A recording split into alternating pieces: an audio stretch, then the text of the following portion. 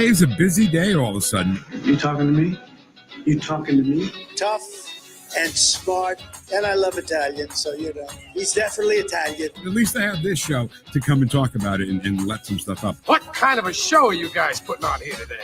The Vic Porcelli Show. Good morning, freedom fighters. Every day when I say that, I feel like it's the official daily meeting of the freedom fighters. Yes, it is. We're all in a boardroom somewhere. Everybody's sitting in seats at this long table. Good morning, freedom fighters. The Vic Head freedom fighters. That's right. Kenny, how you doing, baby? I'm doing really good, Vic. How are you? Well, we've got some stuff that just might blow your head off today. Some testimony in front of a committee, and we're going to hear U.S. Border Patrol Deputy Agent J.J. Carell say some things that may make your stomach turn, just so you know. Yeah. It's pretty heavy, and it's pretty bad, and maybe now this will be one thing that comes out of a committee and somebody does something about it. Yeah, I want to say it has to be this bad to get it out. It has to be shown to be this bad. It's like an addict hitting rock bottom, right? Yeah. This is our moral rock bottom. Yeah. So we'll also get an update on the great cookie caper of 2025. That's coming up at 11:05 with Nate Lucas. And, our Jewish friend in just a second. First, let's do the Pledge of Allegiance. Who does that, Ken? Michael McShane from Ed Choice. From where? Ed Choice. Okay.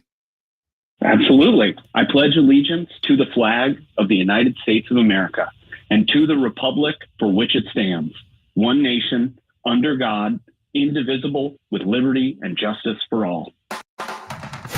The one and only Karen Kataline. Did you know that I'm married to a trucker?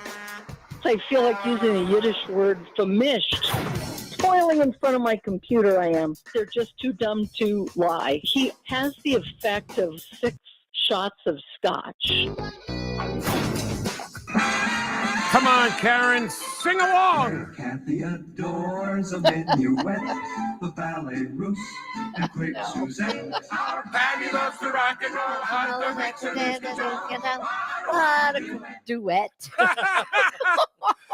So Monday we were talking about Patty Duke and the Miracle Worker, and I can't hear the word Patty Duke and not think of Patty loves to rock and roll. Hot dog makes her lose control. And when I do that, by the way, I got to shake my hands like she does when she's doing the dance. Did you ever read her book?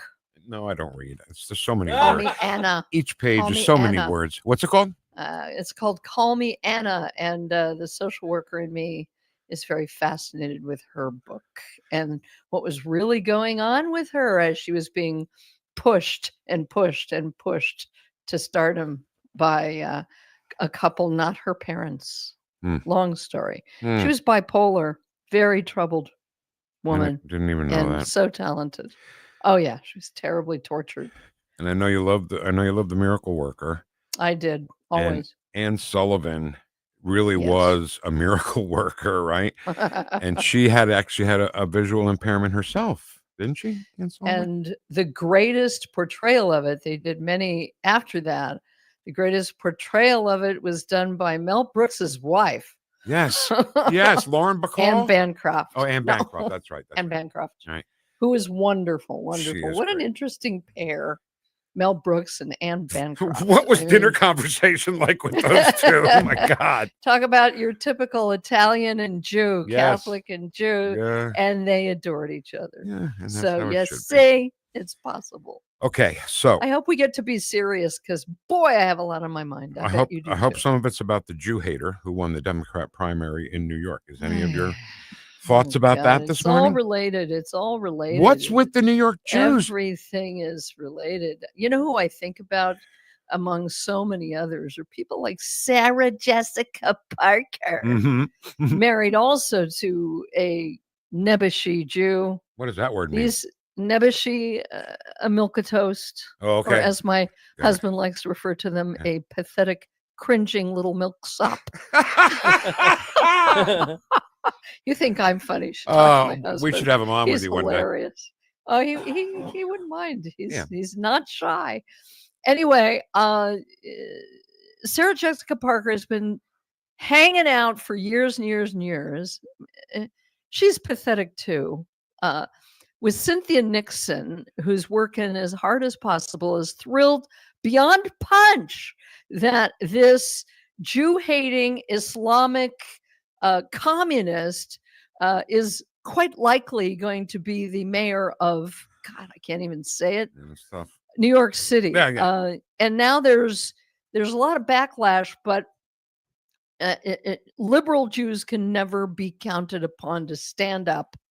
And I just hope that non-Jews will understand that the noisiest and the most obnoxious of Jews happen to be liberals who don't even hardly know they're Jews, while the rest of us are horrified and are speaking out, certainly, as much as we can. Look at the flack that Mark Levin got. And he wasn't just talking about Israel. He was talking, and he understands. He's not a stupid man, you know, about the threat to America. And I have to go back and listen to the full press conference this morning from the Defense Department because I was driving. I can't wait to see it because it just stuns and amazes you. What little I heard, I will listen. And I couldn't post this, but here was my thought. And I was jumping up and down yesterday about something entirely different, which, I mean, the same subject, but a different point, which we may or may not get to. But here's a tweet that I didn't get to write because Twitter's been on my case too lately. The Iranian people are kept in ignorance by a ruthless totalitarian regime. The American left promotes and celebrates ignorance, criminality, hatred of America, and serfdom. And look at the people who willingly choose it and are even too stupid to hide it or be embarrassed about it. You know, we always say it's not the Iranian people, right? It's the, the Ayatollah and the whole thing. But how could we ever get a revolution in Iran so their life can get back to how it used to be before 1979 if they don't even know what's going on? They don't even know those nuclear sites were even hit, probably. Well, I think they know more than people think. Good. Because I remember, first of all, I love the boundary. I do. I love the boundary that Donald Trump set. He made it quite clear that it is not our job to do regime change. That doesn't mean that Israel and others aren't working on the ground to inform people. And think of the similarities between, I don't even want to use the word misinformation. I want to use propaganda. Iran had to send 14 missiles to American bases so that they could keep up this cartoon of their power and their honor and their invincibility. And Trump let them do it because he knew what they were doing. Right. And yet, with all the spies that were on the ground making this whole operation possible, remember, I will never forget what confirmed for me that we had a traitor in the White House, POTUS 44. I'll tell you what it was. I've been talking about it and thinking about it lately. And that was in 2009. The very first year he was in office, there was an uprising in Iran that wanted to overthrow the Ayatollah, wanted to overthrow this tyranny. If you've seen any of the pictures of women who've had their faces splashed with acid, it's the most despicable. And where are the leftists about women, about all of it? They're ignoramuses. And guess who helped this Iranian regime put down that rebellion? 44. It would be like an American president. I'm sorry, I'm getting all worked up. No, do it. It's like an American president would have taken the side of communist China in Tiananmen Square. And that's what I saw in 2009. And that is what truly made me profoundly terrified of that supposed president. He was never who he professed to be, and his actions are all you need to know. He did the same thing in Cuba. He took the side of the communists in Cuba. And there are people that are so incredibly ignorant. They don't judge people by their actions. They judge them by their words. You will always be ripped off and taken advantage of if you do that. And yet we're, a lot of Americans, they've just been lulled into, they're not so lulled anymore. But when I think about the deliberate and willing ignorance and stupidity of people here, and we're fighting the same information war. that they're fighting over there, except that they are being murdered and executed. Did you hear that there were executions in Iran after this operation? And here they fall for the insanity of calling a liberator and a return to American principles as the dictator. They are falling for the exact opposite of what is actually happening. So we have our hands full right here. And what's happening in New York City is prime example of it. I mean, this disgrace could run for president real soon. And people who are in the know it. And I guess because I gotta just say yesterday, what was bugging me? Do you mind? No. It was bugging me. Sidney Powell put out this thing. It was really, I like Sidney Powell a lot. I like her stuff. I like her Good News Friday, and I always look at it. She was talking about, Daddy Trump and the two little children, were playing, and he got all mad and used the F word. Oh. People understand now that was like a tiny little snapshot, because now things have changed considerably. But I got really aggravated at that narrative, and we have to speak out. I get that Trump has to maintain an air of neutrality because of the huge chessboard he's playing on. Few people can appreciate how complex and interconnected all of this is. But don't engage in the false narrative that these are just like two little children playing in a sandbox, and there are any sort of moral relativism in characterizing them that way. Picture a normal child with behavior within normal range. Sometimes they're good, sometimes they misbehave. Right. He or she is living with a homicidal child maniac who has stated that he'll do anything to kill his sibling, and he'll never stop until he does. In that case, and he has done it, he has tried to kill him. In that case, it's kind of likely that it's up to the parent to protect the vulnerable child, isn't it? Absolutely. Trump is not Israel's daddy. His responsibilities and allegiance is to America and to the people of America and the American people. We wouldn't have it any other way. But don't pretend for 1 minute that these are two children and that these two children are the same. Nothing could be further from the truth. My goodness, I need a cigarette. So do I. That was great. That was great. Now, listen, a couple things. I want to ask you about a couple of things. You were talking about that he may run for president. You're talking about this guy who won the primary in New York. Yes. He can't run for president. He wasn't born here. Oh, okay. You know what? I remember reading that. Okay, so that's good. Let's cross that off. But it will give him enormous power and create many others who will. Well, maybe it legitimizes this notion that a communist Islamist who hates Jews. Isn't it funny that they kept lecturing us about how anti-Semitic Trump was when they knew he wasn't? Right. Just because they wanted to clear the way for a real anti-Semite, a whole bunch of them. Now, and no, you're right. You're right on that. Thank you for correcting me. That's what I'm here for. So can't you make a whole bunch of phone calls to your New York Jewish friends and say, hey, vote for Curtis Sliwa instead? I like Curtis Sliwa. Love him.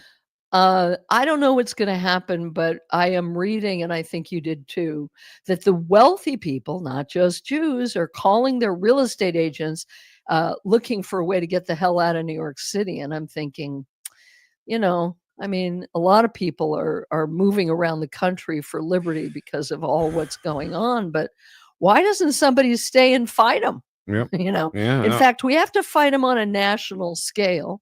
And Trump is doing his part by not cowering. Have you ever seen Trump to cower? Nope. We have to jump up and down with our hair on fire in a decent way, the way the left throws tantrums. Already, this is the other thing. The Democrats are now feigning concern and worry because they might lose power, when everything you see, the Islamicists, the terrorism, all of it is stuff they put into action. Yeah. It's not like they're oh my, I'm so shocked. Yeah. They did it. They did the illegal immigration. They welcomed terrorists into our country, and now they're going, oh my, that could be a problem. Don't believe a word of it. I mean, I'm not saying they all marched in lockstep. There are many concentric circles of Democrats, but it is astonishing how many of them are willing to be openly ignorant and not even ever wise up. They just don't want to. It's too much about their own power, their own self-aggrandizement. You know, if I could and if I were anywhere, I would love to call out Sarah Jessica Parker and ask her, why is she quiet and silent, not only after October 7th, but the pro-Palestinian Jew hater in her cast, that horrifically icky show that I used to watch years ago.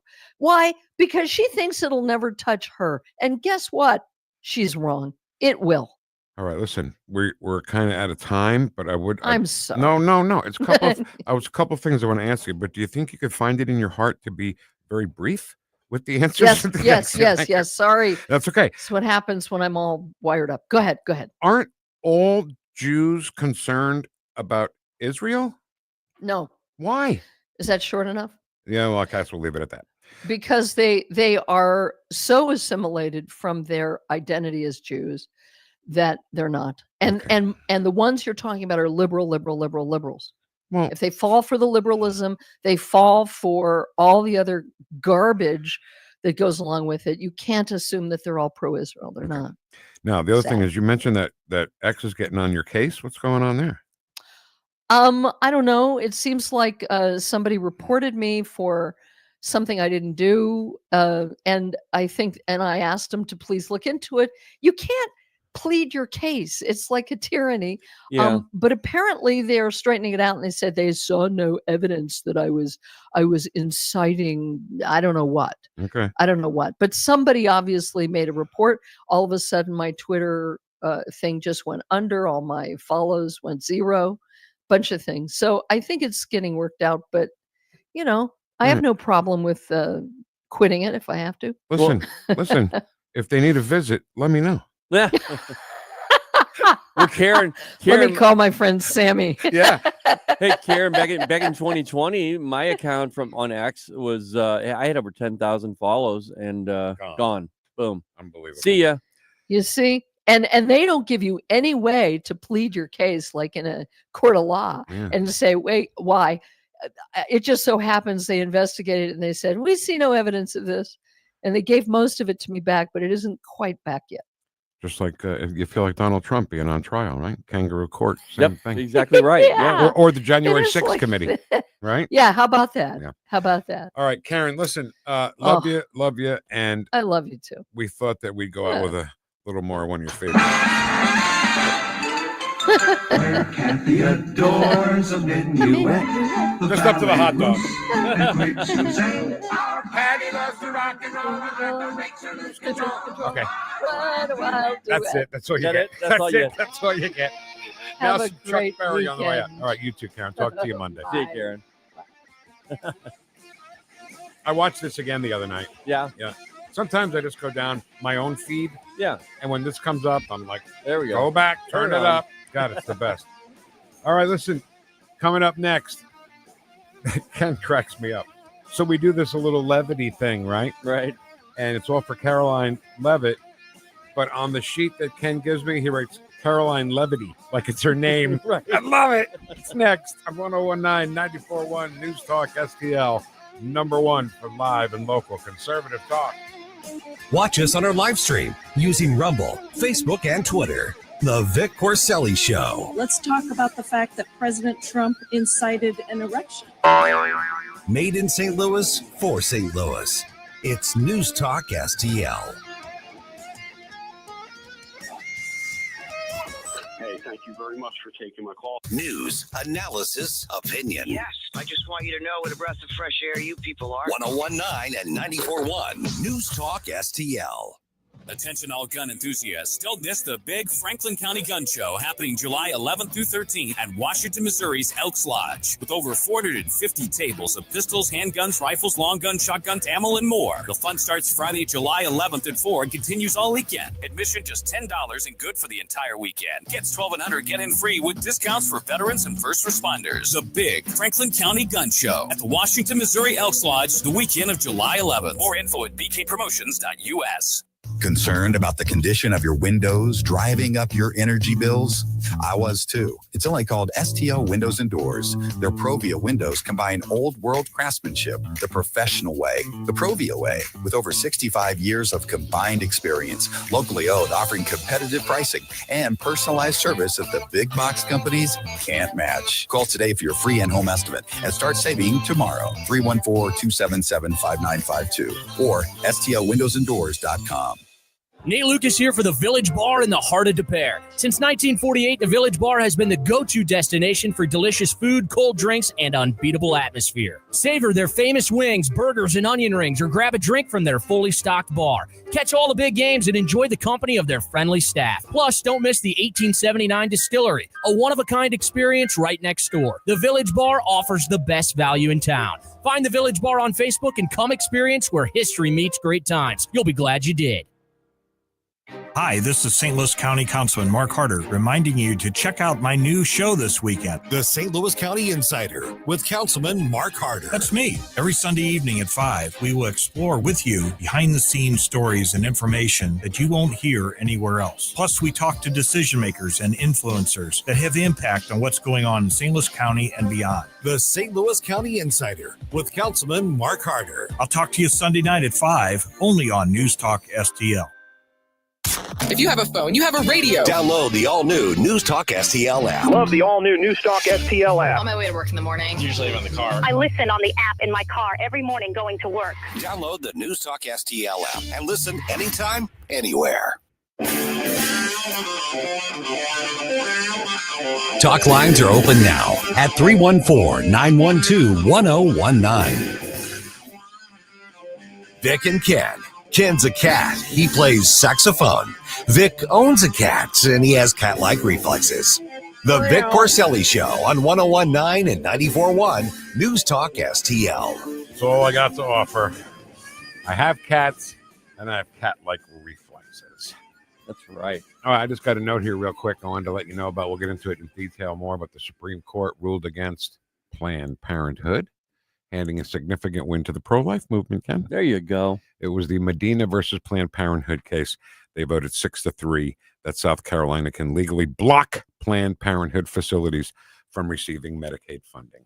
You know, we've got a new producer here, and her name's Ashlyn. Oh, yeah. And we were talking, and I said to her, I said, do you realize about, because she made a comment about Planned Parenthood, and I don't remember what it was exactly. But I said, do you realize that Margaret Sanger founded Planned Parenthood, and it was based on trying to eliminate the population of the black population. Did you know that? And she looked at me like, nuh-uh. I said, yeah. I go, hey, here, Ashlyn, look it up. Okay. So she did. She goes, I am stunned. You know how many people don't know that? Of course. And you'd think that, black people would pass that message along, 2 messages. Donald Trump's on your side. Let's start there. Number one. That's number one. Number two, Planned Parenthood was not created to be on your side ever. No, in fact, Margaret Sanger called the black population human weeds. Oh my God. She was evil. I know it sounds terrible, but we got to tell people. People need to know this. You also know what we need? What? A little bit of levity. Okay. I just thought it was time to. I just thought we'd have a little levity today. It's an honor to be here. President Trump is back. News about today's events and conditions. I don't know about you, but I don't want my dollars going towards this crap. A little levity. 77 million Americans voted to elect this president. You ever noticed that the people who are wrong always seem to talk louder than anybody else? I will hold myself to the truth, and I expect everyone in this room to do the same. A little levity today. All right, I'll tell you a little something about me. You may love it, you may hate it. I love listening to women cuss. Love it. Right. Love it. All right. So we talked about this just a second ago, okay? So we hit the Iranian nuclear facilities, destroyed it, obliterated Yes. is the word that the president would like to use. And then CNN came out with a story that said, no, you didn't obliterate. Oh, yeah? Caroline, what do you think? How about a little levity? And that CNN story does not change the facts. There was a total and complete obliteration of Iran's nuclear facilities.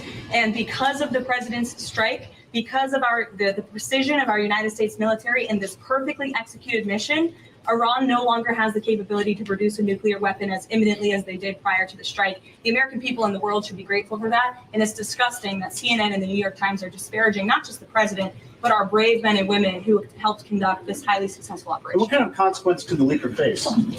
They should go to jail. She said that as she was walking out the door. I love her. So I think that's really something that people don't think about, or the brave men and women who carried out these airstrikes, flying, I think 15 hours there or more, and then 15 hours back. And on the way, by the way, no radio communication with anybody, right, on the radio, because they wanted it to be total, literal radio silence, Right. And that had to take some discipline just to sit there in silence. I mean, some of them had two people in it so you could talk to each other. But my goodness. Yeah, it was really intense and a heck of an operation. I love the name, Midnight Hammer. Me too. The only thing better would have been Midnight Rambler. Would have been, because that's a Rolling Stones song too, and it's like, just like Crossfire Hurricane. Thank you. Yeah. All right. So what do I do, Ken, if I say just like, and you have no idea what I'm talking about? I guess I should just shut up. So Caroline Leavitt said something you said just to me off the air. I think it was off the air.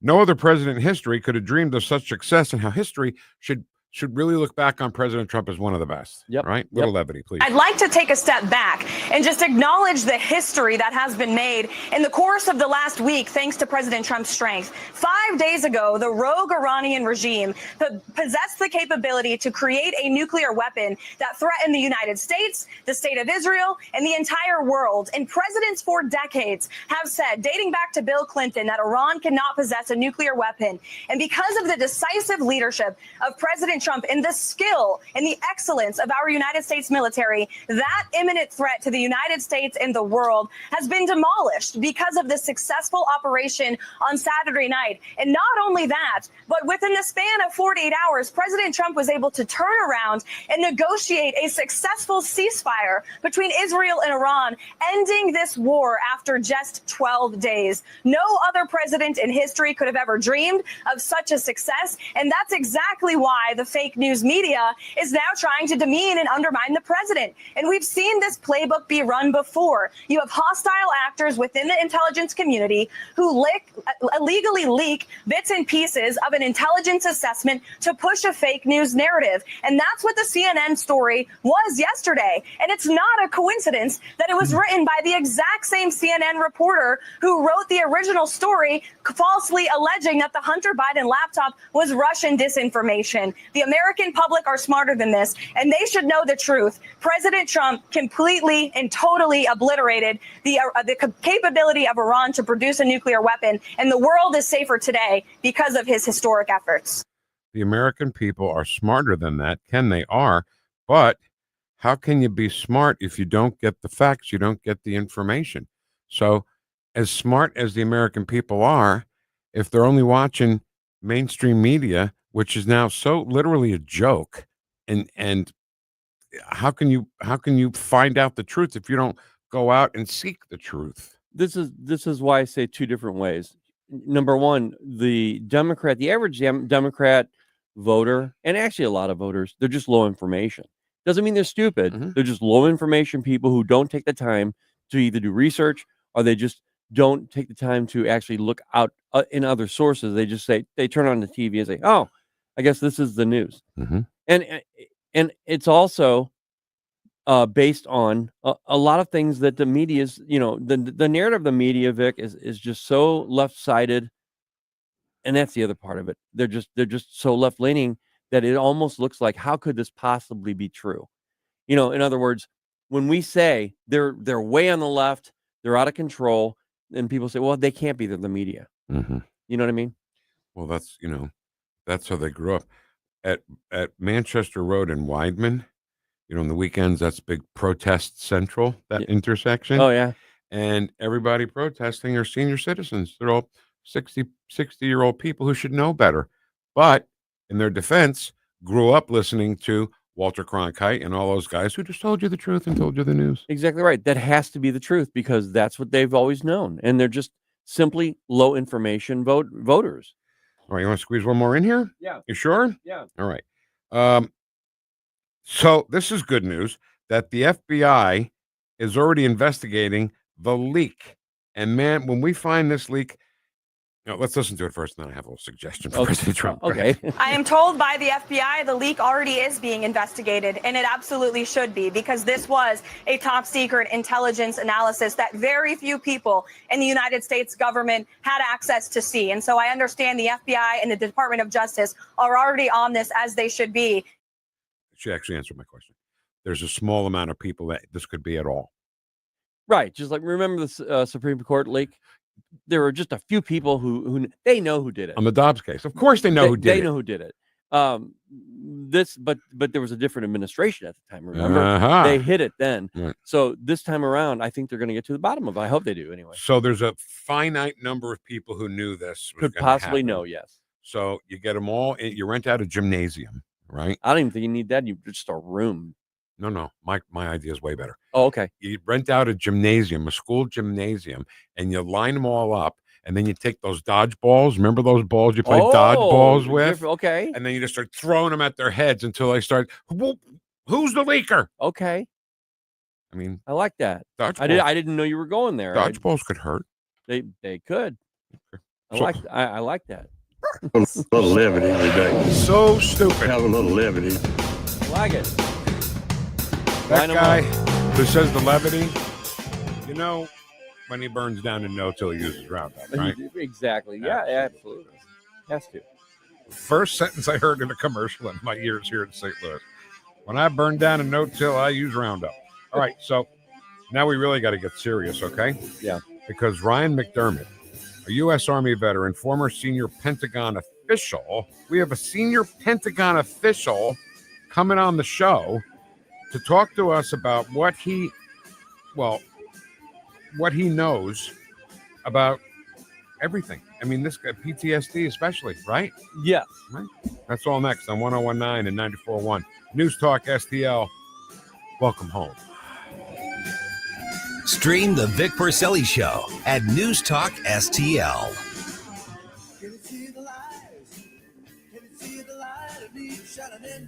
The Vic Porcelli Show.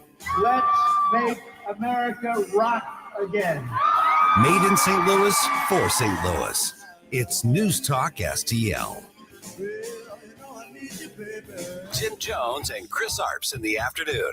A new independent movement wants to deny both parties the House majority. Independent Center senior advisor Adam Brandon explains more at 4:20. Tim Jones and Chris Arps. Weekdays at 4 on News Talk STL. If you're considering an annuity as part of your retirement plan, we need to talk. Hi, I'm Bob Stockdale, Senior Vice President Investments with the ClearPath Wealth Management Group at Stifel and host of On the Money Saturday mornings at 9 on News Talk STL 1019. Annuities can be a useful tool for some retirement investors, but not all annuities are created equal. Every week, we meet clients who own complex annuities that don't suit their needs and, in some cases, actively undermine their retirement plan. Before you purchase an annuity, get a second opinion from the ClearPath Wealth Management Group at Stifel. Requesting a consultation is free of charge. To request a free consultation, contact us at clearpathinvesting.com. That's clearpathinvesting.com, or call us at 636-695-2650. That's clearpathinvesting.com or 636-695-2650. Stifel Nicholas and Company Incorporated, member NYSE and SIPC. Looking to celebrate the 4th of July with a bang? Then look no further than Powder Monkey Fireworks in Weldon Springs. We've got bottle rockets, fountains, cakes, mortars. Our selection is endless with low prices and no gimmicks. We will not be undersold. Our friendly, knowledgeable staff will help you choose the perfect fireworks to make your holiday unforgettable. You'll go bananas at Powder Monkey. Don't want to fight the crowds? Order online at powdermonkeyfireworks.com. Powder Monkey Fireworks in Weldon Springs. Why leave your company's story to chance? In today's digital world, video content isn't just an option. It's essential for your success. At Blue Ocean Media Group, we've spent decades crafting compelling visual stories for businesses just like yours. From concept to completion, our award-winning team transforms your vision into powerful video content that connects with your audience and drives results. Don't trust your brand to amateurs. Partner with Blue Ocean Media Group. Visit blueoceanmediagroup.com today, and let's bring your story to life. This hour, the Vic Porcelli Show, brought to you by Connor Roofing. You can count on Connor for all your roofing needs. Visit ConnorRoofing.com. That's CONNER Roofing.com.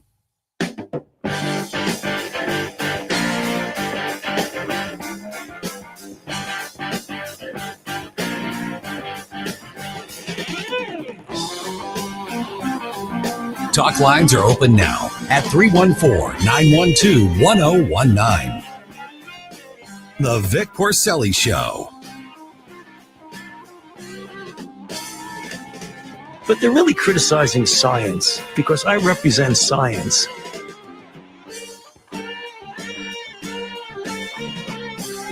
Made in St. Louis for St. Louis. It's News Talk STL. Science. You know what we need for that? What, Vic? Thomas Dolby. Blinded me with science. Just a professional going, science! Right. Remember that old guy? Yeah. Science! So tomorrow night, 6 to 9 o'clock, we've got another edition of JC's Wayback Machine. Great music that you know is great, that was played on St. Louis radio at some point and now have disappeared from the airwaves. JC will play those and tell you some great stories and an A-list interview, all brought to you by Weber Automotive Group. All right, we ready to go here? Oh, yeah. Okay.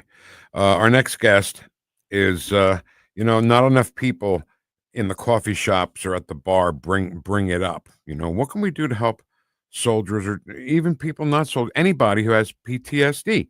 So Ryan McDermott is doing something about it. U.S. Army veteran, former senior Pentagon official.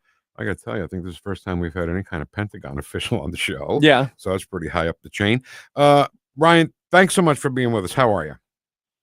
Thanks for having me on. I'm doing great. It's our pleasure. So the book is called Downriver, Memoir of a Warrior Poet. PTSD, post-traumatic stress disorder, something that so many soldiers, service people come back with. Some of them take their own lives, way more than we want. Of course, we want it to be zero. So can you just explain, before we get into everything that you're doing, what PTSD physically does and mentally does to anybody that gets it? Well, the best way to feel, one, it's anxiety. It's almost like, when mine sort of triggers, it's almost like irrational cortisol rush or something like that. That's one way to explain it. There's sort of response functions of isolation and feeling maybe misunderstood, nightmares. But I think some of the things that sort of exacerbated are, potentially lack of sleep, not being able to sleep, and diet and so forth. So, but again, I think a lot of people have post-traumatic stress to different degrees, and there's different kinds. So yeah, I guess in the book, I kind of describe it as sort of just sort of showing what I was experiencing, but it's hard to actually describe it separately, I guess. And tomorrow is PTSD Awareness Day. I just want to say just a quick story about a guy that I know who served in Afghanistan, and he was a hero, man. He was great. He comes home, and when he was driving his car, every once in a while, he would think a manhole was a landmine, and he would swerve. So it was getting dangerous, but that's got to be the PTSD at its worst, right? Well, I don't, maybe not. It's definitely PTSD, but I don't know if it's at its worst. It could get pretty bad, paranoia and so forth. But, the book, it's the book Downriver, it's sort of my story leading up to the Iraq War. And then, also I would argue, I had sort of losing a job was traumatic in the midst of the 2008 financial crisis when I was at Lehman Brothers. But, one of the goals of putting this book out there, because I've got a lot of time and distance nearly 15 years, and I went through counseling about 14 years ago. And it's to kind of show some vulnerability. Other people can read it and say, you know what, I get this, and I don't feel alone. For some people who are going through stuff, it can be that, and others, I hope it's something that encourages people to seek mental sort of therapy or counseling. Neither Ken nor I are qualified therapists. I mean, we're just two idiot talk show hosts, but we always say we will listen. If you want to talk, if you're not feeling, like you want to go on, I mean, is that okay to say and just have somebody to talk to? I think that's absolute. I think that's what, if you, and there's a sort of part of this is meant to kind of encourage that type of thing where you don't necessarily have to, I think, say, hey, are everything okay? Because that can actually cause somebody to isolate more. I think, just generally, if you think there's somebody who's struggling or even not, it's just, hey, how's everything going? Just sort of the normal day-to-day stuff. And you can kind of read on stuff, staying attuned to other people. I think you can do a lot of good. We're talking to U.S. Army veteran and former senior Pentagon official Ryan McDermott. He's got a book called Downriver, Memoir of a Warrior Poet. And keep in mind that tomorrow is PTSD Awareness Day. So tomorrow may be the day to say, hey, how you doing? What's going on? How are you? Yeah, Ryan. And what we're trying to do is we have this thing here at our station called Vic for Vets. It's for the Vic Porcelli Show. And it's kind of an umbrella of different things. This is officially for this radio station and for our listeners, officially the month of the veteran in June. And each day we're highlighting a different veteran. It doesn't matter what war they fought in. We've actually got a submission we're going to show here shortly before the end of the month from the Revolutionary War. So, but we just wanted to have you on because this is a big deal to us. We take it personally and we don't know what else. We're just trying to do whatever we can for the veteran. Yeah, absolutely. And, I think that's great. And I also think, just awareness and also understanding the experience, that sort of, one aspect of it from just a veteran's perspective is feeling like maybe others don't understand it. And it doesn't have to, you don't want to, I think it's actually better to say, I've got friends who, who've been through much more than me.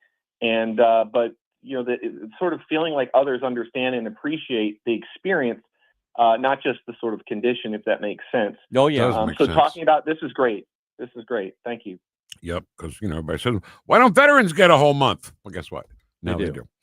So what about the guys from World War II, World War I? They come back, therapy wasn't on everybody's mind at that time. And, that was like a, put dirt on it and get back in the game kind of a mentality in this country. How did those guys deal with PTSD? Well, I'm not, they called it shell shock back then. And soldier's heart. What I would, one thing is, if you think about it, we went through that as a whole society. So the entire country mobilized and really had a full appreciation. And I'm not suggesting your listeners or you don't have a full appreciation of the experience, but, broadly speaking of our society, we send about 1 or 2% of our country off to war. Communities around that are a sort of higher percentage, but it's a much lower percentage of this generation. And I think that's part of the equation is that there's fewer people that serve in uniform and serve in combat zones. Yeah, that's true. So I just want to tell you a story. A guy I met about 5 or 6 years ago. His name is George, and he has a garage. He builds cars and stuff. And what he looks for, because he's got PTSD himself, and he looks for people who serve to have PTSD.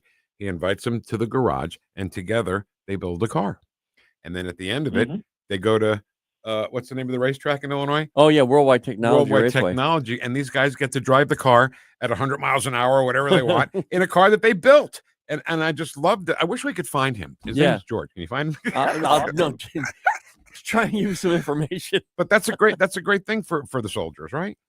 Yeah. That's a message in my book, really, is that it's about if you can kind of translate something into creativity. And that is a creative thing and sort of building something. I got a friend who does rustic flags, woodworking, and so forth. That's nice. His sort of translation. And there's another guy who's a triple amputee. This guy inspires me. His name's Louis Rosa, and he's a triple amputee, and he's a painter. His works have been featured in some of the most prestigious art galleries in America. And so that's a great program, it sounds like. I have to ask this question just because he's a triple amputee. Or is one of the appendages he have an arm and a hand? Like he lost. So okay. he has one arm, and so he lost both of his legs. He was my driver for my first deployment, and when we reconnected, we reconnected around the time I was going through a difficult time in 2010 and 11, and he just inspired me. And he was still recovering, but just engaging with him and that connectivity among veterans. When we go out into the civilian world, we don't necessarily stay in contact. So I think it's also important for veterans community and anybody who kind of deals with a similar type of thing, first responders. I think is often ignored. Nurses, doctors, firemen, sure, police officers, whoever, and I think that community among them is really important going forward, even after they leave whatever service they're in. Do you know, Ryan, if there's any groups that are specifically to help people with PTSD? Not a medical thing, but hey, we meet on Tuesday nights. Yeah. We go bowling or something like that. Is there a national thing like that, or at least I don't know if there's any here, Ken? Ryan, I would think, wouldn't it be better to look at Facebook and your local groups, maybe? Yeah. I feel like that. I mean, there's obviously the VA's got a national hotline, but a lot of times I think veterans may be concerned about triggering things like official. Yeah. I think your point. I don't know all the sort of informal nonprofit resources there are, but there are a lot of nonprofit resources where confidentiality is maintained. But it would be. I think you may bring up a great point. Like, could it? Maybe there should be something that's like a reservoir of here's the local local things that people can connect with, and maybe it's not just like branded. Hey, this is because the book is not. I don't brand the book a PTSD book. Like it's mentioned a couple times. The whole experience, you kind of get it. But it's. I think that's a great idea. We're talking Ryan McDermott. He is a U.S. Army veteran, former senior Pentagon official. The book he was just speaking about is called Downriver, Memoir of a Warrior Poet. Now, the warrior poet line, I just love. When you wrote, was this book inspired by things you wrote while you were serving or only after you got back? Oh, this book was written contemporaneously. The first part actually covers my childhood up until a point where my family, we lost our house right. I was waiting to go to West Point.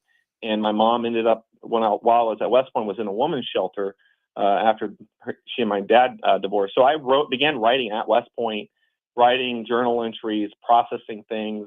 And then I got into writing actual poetry there, too, because they teach that. And after I got back from Iraq, I wrote the Iraq chapter. So it's a contemporaneous view.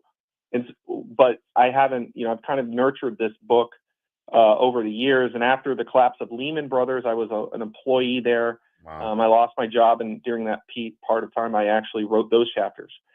And it was only recently I decided I want to put this out there because I hope it can help people. We should probably mention that you are a Wall Street professional. I forgot to mention that at the beginning. I apologize for that. Former. Oh, okay. So yeah, former. Yep. I just want to let you know that I never served, and that's why I just respect anybody who has served at any time. And I know anybody can get PTSD, but let's talk about the people who served and risked their life for this country, right? They put in the contract. They'll, put up their life if they have to for their country. So here's what an idiot I am, Ryan. Just so you know, you picked an idiot to talk to this morning. When I was out of work, before I got this job, I saw an ad for Air Force radio. Somebody wants to be a radio guy for the Air Force. So I said to my wife, this is great. I'm going to be on the Air Force radio. So I applied, and then they wrote me back, and they said, sorry, you're too old to do it. Crushing, right? Ego crushing. But you know what I didn't realize, Ken? Do you know what I didn't realize? If I was going to go after that, I had to go do the whole boot camp thing. Yes. Yeah. Yeah. I don't know the rules. I knew somebody that was in Air Force public affairs or the media thing. So yeah, I think you have to go in as enlisted and become that. Yeah. Oh my God. Well, Ryan, on behalf of the radio station, thank you for your service as well, sir. I appreciate that, and thank you to all the listeners who've also served, and appreciate you having me on today.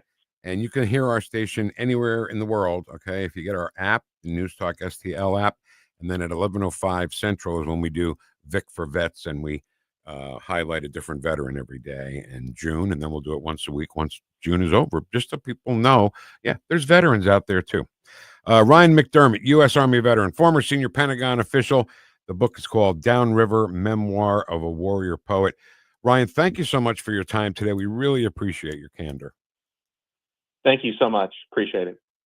And tomorrow, what a terrible day I picked to not be here. Tomorrow is PTSD Awareness Day. Well, I'm sure there are other things we can cover when you get back, Vic. I just looked on Facebook. There are many, many groups. That, okay. Yeah, they're just, I was going to mention them, but there are just too many. So if what did you search to find them? I just searched St. Louis region PTSD veterans organizations fighting PTSD. And well, people who, soldiers are very proud. People in the service are very proud. Don't want to say anything about what they have or how they feel, right?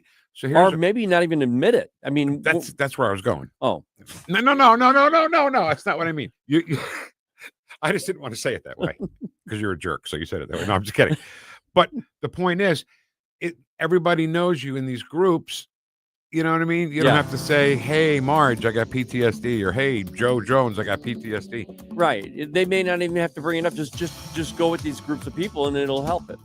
And if it prevents a service person from taking their own life, Ken, then it's 1,000% worth it. Yep. I mean, our thanks to Ryan McDermott. All right, lots to do here today. When we come back, we'll talk to somebody, I don't know, on News Talk STL. Welcome home. Whoosh. Parents want more choices rather than fewer when it comes to their children's education. And now some Missouri parents will have one more option to get their children the best education available.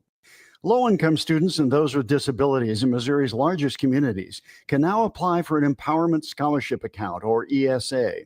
With an ESA, the money the state would normally pay to your child's public school goes into an account that you control. You can use the funds for private school tuition, online learning programs, a private tutor, or other approved uses. You can tailor your child's education. For too long, Missouri officials have operated on the mistaken notion that parents only need one choice. They're assigned public school based on their address. ESAs put parents in charge. It's school choice at its best, with money following the students to the place that best fits their needs. Learn more at showmeinstitute.org. This Show Me Minute has been brought to you by Show Me Institute and Show Me Opportunity. News Talk STL is proud to have Doug Voss of Safe Bunny Radio as part of our lineup each week. Doug has been a staple on the St. Louis radio airways for many years as one of the leading financial experts in the area. You can now hear Doug and Safe Bunny Radio every weekend on News Talk STL. But in case you miss anything, you can check it all out at DougVossSafeBunnyRadio.com. What else do our listeners need to know, Doug? Simply put, I focus on helping pre-retirees and retirees build, preserve, and protect retirement assets, and I've been helping my clients solve their insurance and financial needs for the past 33 years. I also strive to educate my clients on how to prepare for retirement, minimize the impact of market volatility on their assets, and deal with the challenges of increased longevity. Call me today at 844-676-SAFE. That's 844-676-7233. Doug Voss is a registered representative. Securities offered through DHL Securities, LLLP. Member FINRA and SIPC. KLGY HD3 Clayton, K270BW Bellefonte, KNBS Bowling Green. This is News Talk STL at 1019, 94.1, and always streaming at NewstalkSTL.com. News this hour from townhall.com. I'm Jason Walker. Big talk coming out of Tehran. Iran's supreme leader speaking out earlier in the day. He claims Iran achieved victory over Israel and the United States. President Trump, meanwhile, says the U.S. and Iran will hold talks likely next week. Before leaving the NATO summit, the president said there are plans to restart dialogue between the U.S. and Iran following last weekend's military bombing of nuclear sites. We're going to talk to them next week with Iran. We may sign an agreement. I don't know. To me, I don't think it's that necessary. He said he doesn't care if there's an agreement or not because the U.S. destroyed Iran's nuclear program. Greg Clugston, Washington. European Union leaders meeting in Brussels to address key global issues, including tougher sanctions on Russia and the Middle East conflicts. Ukrainian President Volodymyr Zelensky will join via video conference. Also at townhall.com, the bulk of the House Democratic caucus voting down an effort to launch impeachment proceedings against President Trump, joining a unified House GOP. Here's Bernie Bennett. Led by Congressman Al Green of Texas, dozens of Democrats, including New York Representative Alexandria Ocasio-Cortez, voted on Tuesday in favor of beginning an impeachment inquiry into Mr. Trump's strikes on 3 Iranian nuclear facilities over the weekend, a move which numerous Democrats, as well as Republican Thomas Massie, said was unconstitutional. But most of their caucus was against that response to the U.S. involvement in Israel's war against Iran. On Tuesday, the impeachment inquiry vote was defeated, with 128 Democrats joining all present House Republicans and voting it down. Bernie Bennett, Washington. Strong storms hitting parts of France. At least 2 people have been killed, 17 injured. Power is out to more than 100,000 homes. More on these stories at townhall.com. Hi, it's Mike Gallagher. I've been thinking, why does it feel like losing weight is harder than ever before? With mixed messages, fad diets, the quick fix injections, even magic coffee. I mean, it's overwhelming. Most people are exhausted trying to fight a battle they cannot win. If you feel this way, trust me, you're not alone. I used to feel that way too. But let me tell you, it's not your fault. Your body is working against you, and the longer you wait, the harder it gets. Do what I did. I called PhD Weight Loss and Nutrition 3 years ago. I lost 53 pounds. I feel terrific, and I've kept the weight off. Make the phone call that can change your life the way it has changed mine. They won't let you fail. Call 855-696-2020. That's 855-696-2020 to schedule your consultation. The first 11 callers who mention the word healthy will get 2 free weeks added to their weight loss package. Call now, 855-696-2020. Mention the keyword healthy to get 2 free weeks. Or visit them at myphdweightloss.com, myphdweightloss.com. This hour of News Talk STL brought to you by Chris Cooper and Serenity Wealth Management. Discover little-known strategies that could be the difference between choosing the care you deserve or having someone else decide it for you. Get a free copy of Chris's book at serenityltc.com. From the Michaels Flooring Outlet Weather Center.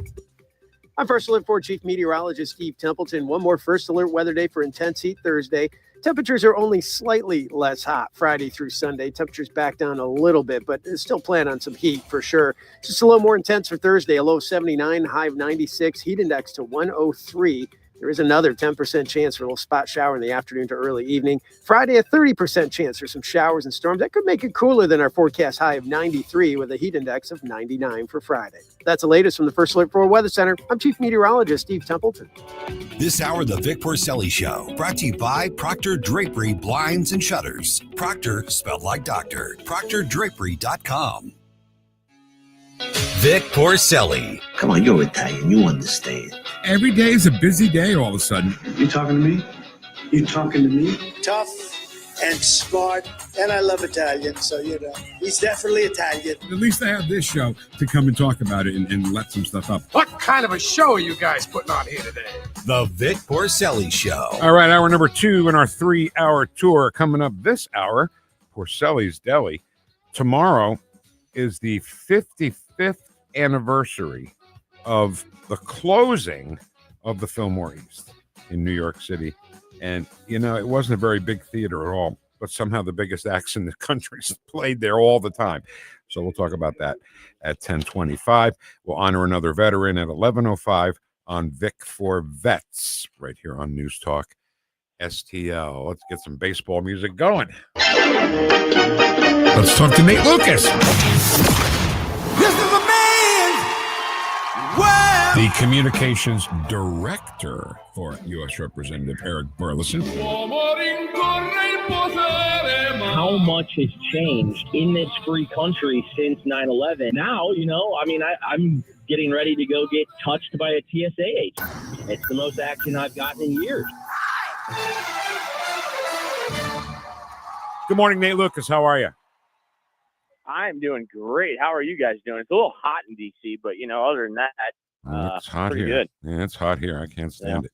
So I'm just interested if the representative and you had any conversation about this Zohran Mamdani guy, the socialist Jew hater in New York City. Any thoughts that the representative or you have on that? Well, yeah, it's just kind of crazy. It's, you think back to 9/11, right? And how in the world could New York, of all places, settle on someone like this individual? And, you know, I don't even necessarily care as much about his Muslim, you know, you can be any religion, ethnicity. That doesn't matter to me.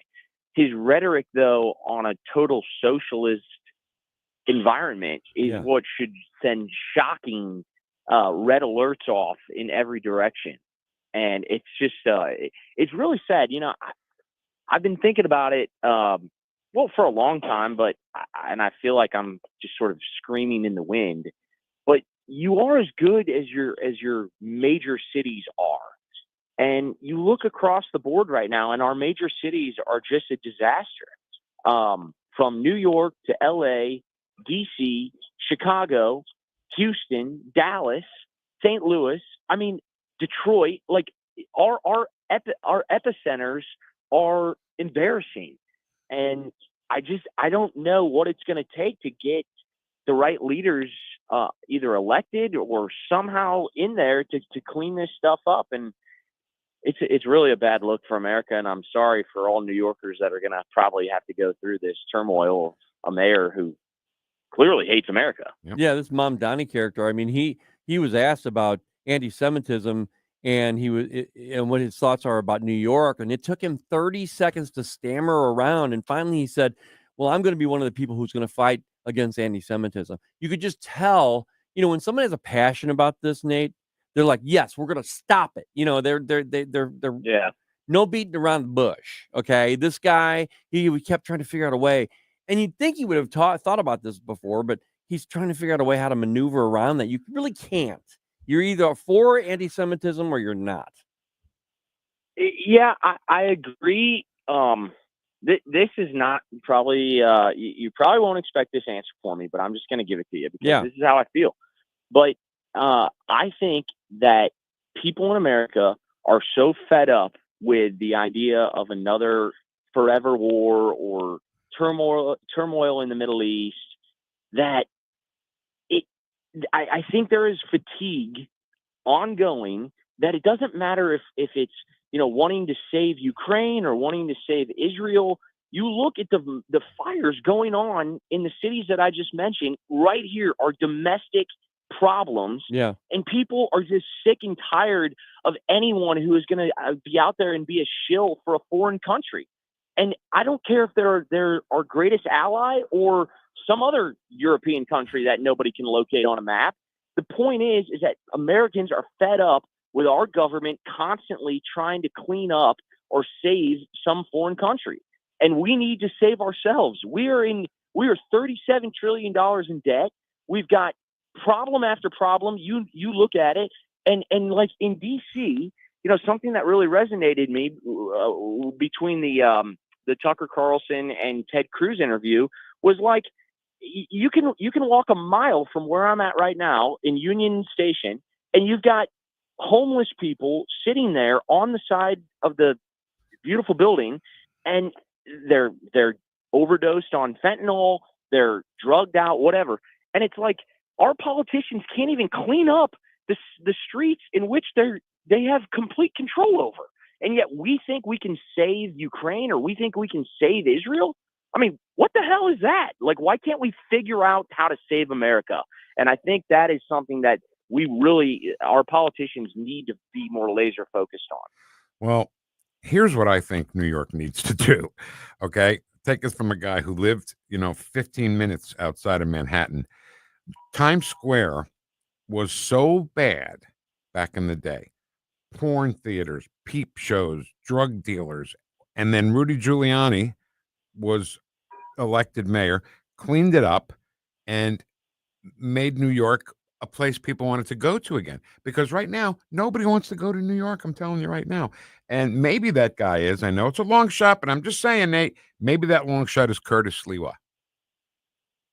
Yeah, I mean, maybe. I don't have much faith in the New York electorate to actually I agree with logic in any of this, but oh well. This should be a warning. This should be a warning flag, though, for all of America, that when you even if you don't believe in it, if the sentiment grows that our elected officials are betraying the interests of America, that is going to create a let's just call it a sleeper cell of radicalism that is going to begin to elect individuals who can at least say the right things on stage.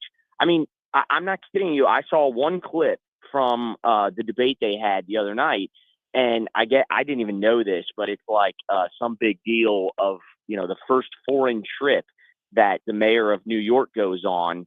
I guess it's historically somehow impressive. And they all, because they have to say this, they all said Israel. Well, I'm going to go to Israel. I'm going to go to Israel. I'm going to go to Israel. And the only guy who didn't was this guy who said, well, I'm going to go to like the Bronx and I'm going to fix New York City. That's going to be my foreign trip. I'm going to go to figure out how to save New York City. And that message, I don't care how radical this individual is, that message resonates. It's the same thing when Donald Trump up there in 2015 was asked about, you know, will you agree to support the rest of the candidates on this stage? And he was the only guy who was like, I don't know. Am I going to support some Yahoo like Jeb Bush? Right. No. And I'm telling you, that message right now, if we don't learn from this situation in New York, is going to become more, you know, it's just going to become more common. No, you're right. You're right, Nate. And actually, that was a pretty smart thing for him to say. You know, I'm going to the Bronx. Yeah, being honest. I saw a picture on the internet the other day, guys. I just want to let you know about, I don't know what it means, but when you were listing down the cities that are crumbling, Nate, I thought of it. And it was on the left was Hiroshima in 1945 and then now. And then on the right was Detroit in the same year and then Detroit now. Hiroshima completely built up, perfect, looks great now. Detroit still looks like stuff.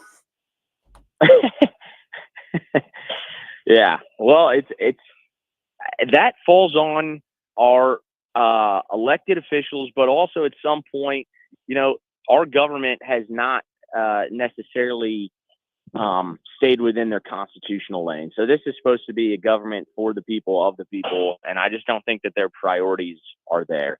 I think that these people talk a big game, but by and large, you know, they're insulated from the cities and the absolute just pure sadness that you see when you walk. I mean, you know, Chicago, for example, the Magnificent Mile.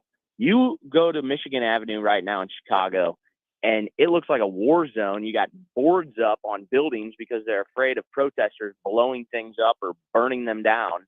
And that used to be like somewhere as a tourist you'd love to go and take a stroll down Michigan Avenue. And that should be something that you're really proud of in America. And instead, it looks like where we're at as a culture, which is just destruction. And we shouldn't have to board up any of our beautiful areas. It's pathetic. Sure is. All right, let's go on to the big beautiful bill. It's big. It's beautiful. It's big beautiful bill. Deadline is July 4th. How's the representative feeling about it? Not good. The Senate parliamentarian, whoever this witch is stripping some of the key things that even got somebody like Eric Burlison to vote for this bill, which is stripping out the green energy, green scam subsidies, things like reforming Medicaid to kick like illegals off welfare programs who shouldn't be in the country in the first place, and yet American taxpayers are subsidizing them for unknown reasons. I mean, it's truly crazy. And I don't recall in previous reconciliation bills, whether it was the Inflation Reduction Act, which is a joke the name, or Obamacare, I don't remember Democrats ever having to, you know, cross this massive hurdle from the Senate parliamentarian who gets to be the judge of what stays in the bill and what doesn't. And so I think the frustration right now is with leadership in both the House and the Senate. And like, this is something that this is where I think J.D. Vance maybe needs to even get involved and go in there and be like, excuse me, you don't get to dictate things. I'm actually in charge of the entire Senate as the vice president of the United States. And I don't have faith in John Thune as a leader to go in there and put up a big fight against the Senate parliamentarian. Yeah. And this is what happens when weak men, when beta males get elected into leadership positions. They don't go in there with two gloves on. They go in there with language that they know won't pass. And so the end is you get a swampy ass bill that sucks. And that's why my boss right now isn't going to vote for this thing. Okay. So tell me about Fresh Freedom, which is now 50 episodes in, and I'm just learning about it today. Well, you can check it out. We record it. It you know what? It's a cool thing. So Eric, when he first got up here, they called it Fresh Freedom, playing off of like freshman member. And yeah, so it used to be like a bunch of freshman members would sit down and, you know, kind of talk about the insights of Congress. And as it happens, you know, when you have a podcast, a lot of people love the idea of having a podcast, but then you have to do the podcast. And that becomes more of a challenge because schedules get difficult and all that. So one of the key reasons why Eric brought me on his team was kind of to enhance this podcast. And I think we've taken it in a direction that is a little bit more compelling. And, you know, this week, for example, we had Chris Bedford on from The Blaze. You've probably seen him write for several organizations or on television, but he's a really well thought out guy. And we talked about the Israel-Iran war and kind of the forever war fatigue that America is enduring. And I think that conversation went really well. It's honest. It's kind of just a peel back of the onion, if you will, of how Congress looks at things. And it gives you a pretty clear indication of why you would elect somebody like Eric Burlison to go fight for you at the federal level. Because as I constantly say, you know, a lot of these swamp creatures are very strange birds, and Eric is just like a normal guy.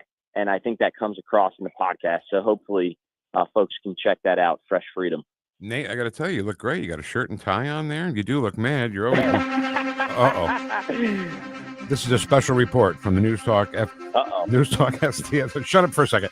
This is for the Newstalk STL investigative team. The Cookie Crisis 2025. We go for an update to our representative in D.C. at the Capitol, Nate Lucas. What's the story, Nate? Well, here in D.C. is that we were gifted, several dozens of cookies. And I have to tell you, these are some of the greatest cookies that I've ever tasted in my entire life. Mm-hmm. I don't even know what to say. These things have become such a hit in the office, and we're trying to get them off President Trump. But, boy, we better get them off quickly because they are dwindling in the office of Eric Burlison. What the hell?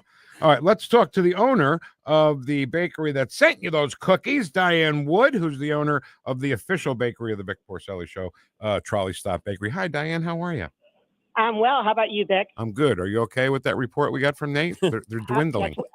It is amazing. I'm so excited. I'm going to have to fight the people out the door here.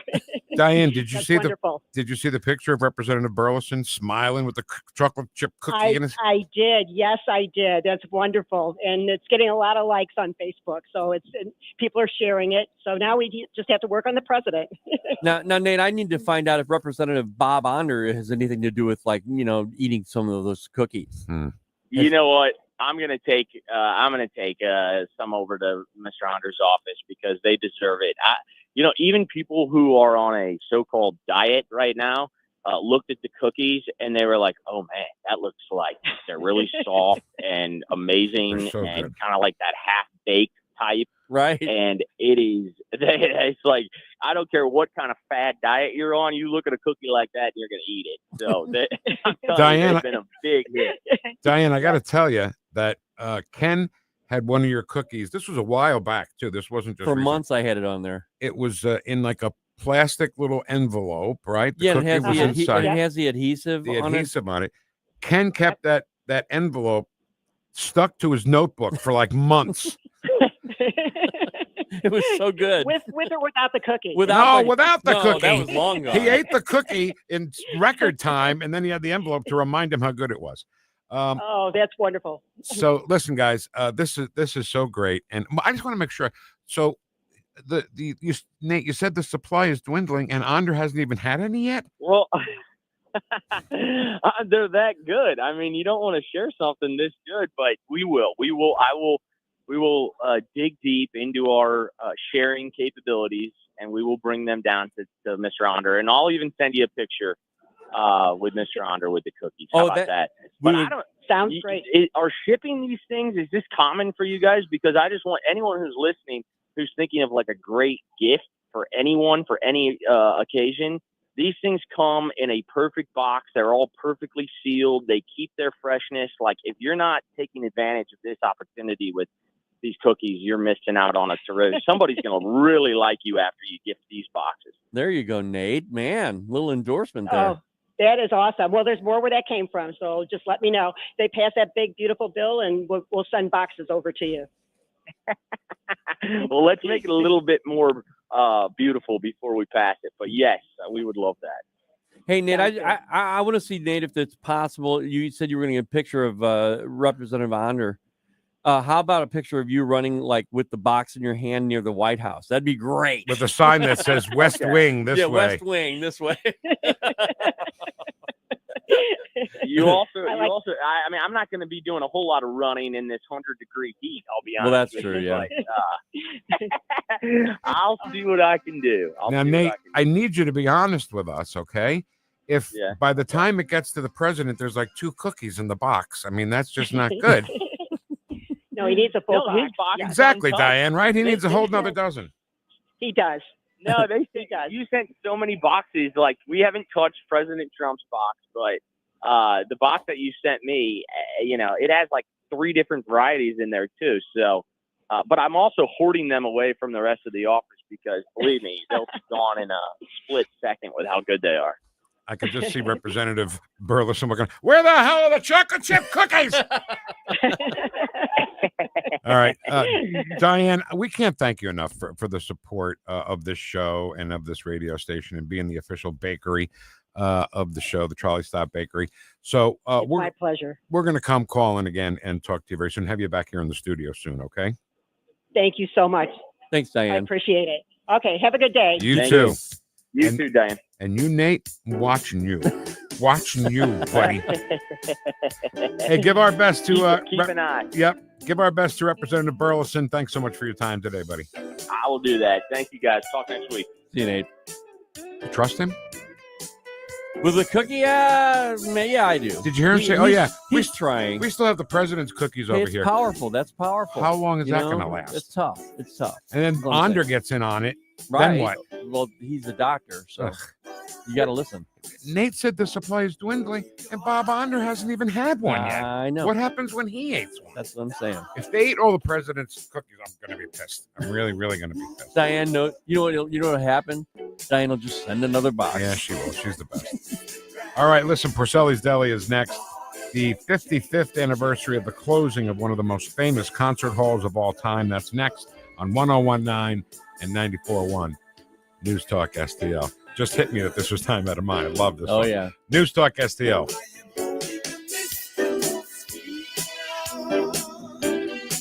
Like and subscribe to us on Rumble. News Talk STL.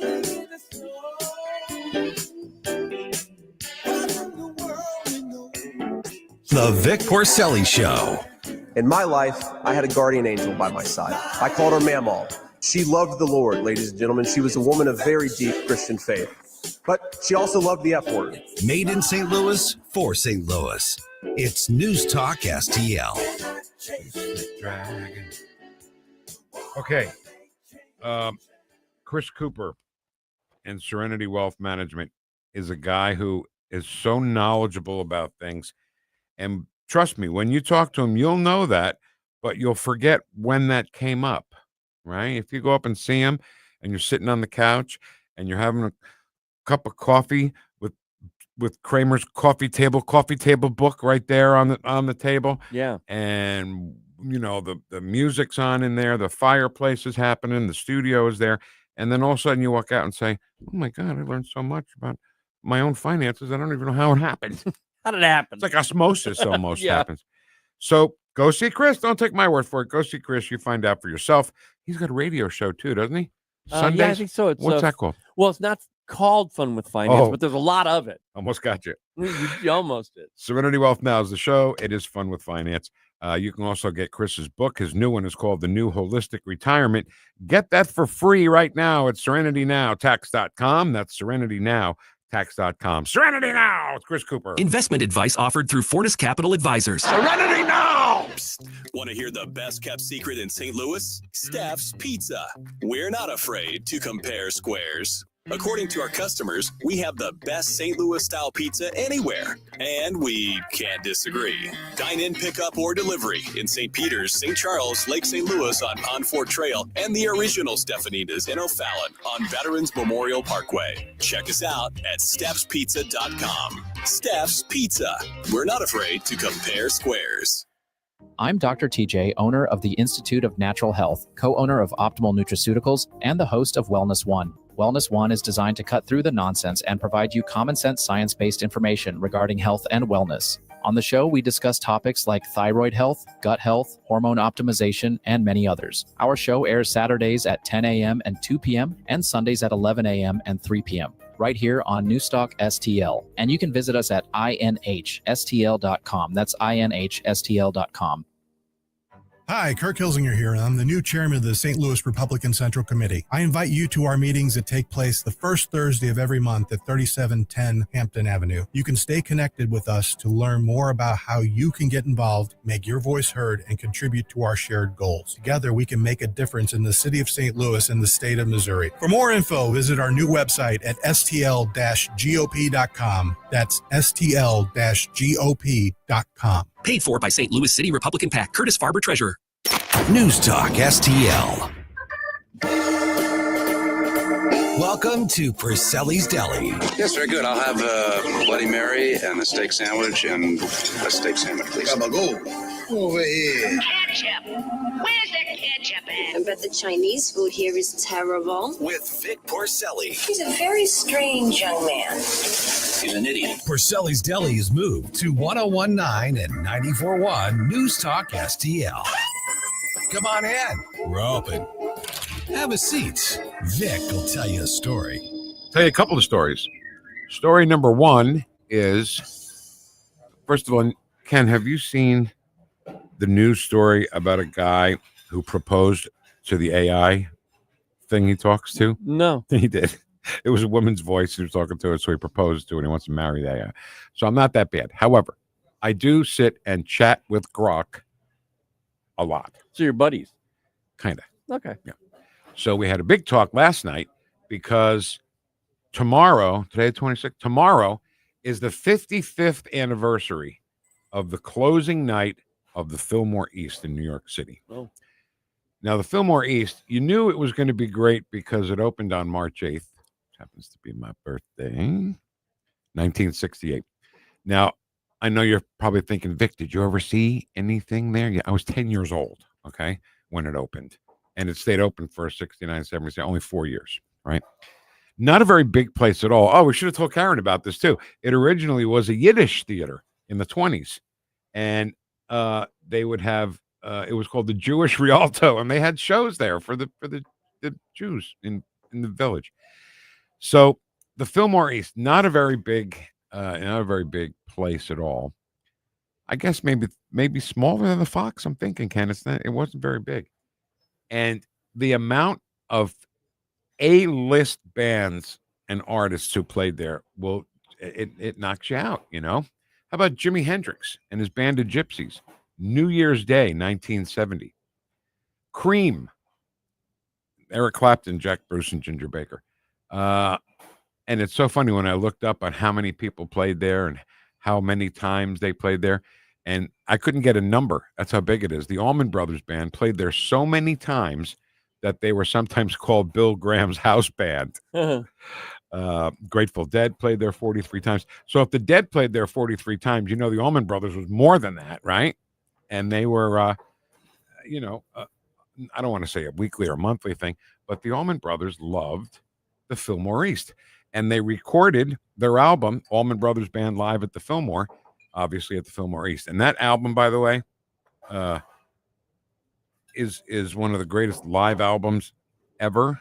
Love it. Love the Allman Brothers Band. And it was so good. The shows were so good that there was one album that was the Allman Brothers Band live at the Fillmore. And then there were so many good songs that they couldn't fit on that album. They made another one called Eat a Peach. And Eat a Peach is half studio songs, the other half more songs from that Fillmore East show in 1971. So the Joshua Light show was also a big part of any show at the Fillmore East. Joshua Light show. This is also a very big drug taking era in America, you know, people doing a lot of LSD. And this Joshua Light show was just like the colors and everything looked like Jello when it moved around. And people must have, you know, freaked out about it, you know. But Jefferson Air played there 36 times. Crosby, Stills, and Nash played there 4 times. Led Zeppelin played the Fillmore East 4 times. And they were the biggest band in the world. And they played at the Fillmore East. That's how important this place was. Sha Na Na played there. Okay. I like Sha Na Na. Okay. They were they were a band in the 60s singing songs from the 50s, you know, Bowser and all that stuff. And they played Woodstock. Sha Na Na played Woodstock in front of 600,000 and played the Fillmore East in front of a few thousand. Van Morrison played there. Love Van Morrison. And they did a show called Welcome to the Fillmore East that was simulcast on WNEW-FM in New York on October 10th, 1970. That was exactly why NEW-FM was the greatest rock station ever, because they would do things like that. Let's see, Allman Brothers Band, Derek and the Dominoes. Again, Eric Clapton with Duane Allman at the Fillmore East. The Dead played there 1 million times. King Crimson played there. Al Cooper and Mike Bloomfield. John Mayall's Blues Breakers. We've talked about them in the DELI 10 years after. And, you know, just band after band played there. John Lennon and Yoko Ono joined in with Frank Zappa and did a set. And, you know, one of the most famous shows, I thought maybe I was, okay, there was a time in my life, I will admit this to you now, there was a time in my life when I wanted to hear Joe Cocker cover every song that was ever made, because I thought he was so great. And he covered, you know, obviously with a little help from my friends, a Beatles song. He also did She Came In Through the Bathroom Window, a Beatles song back then. And he had an album that was called Mad Dogs and Englishmen. And Leon Russell was the music director, I guess we can call it. And that is just amazing. It's I think it's even a 3-record set, possibly. So what I'm trying to say is that the Fillmore East was a very, very important band in the history of rock and roll.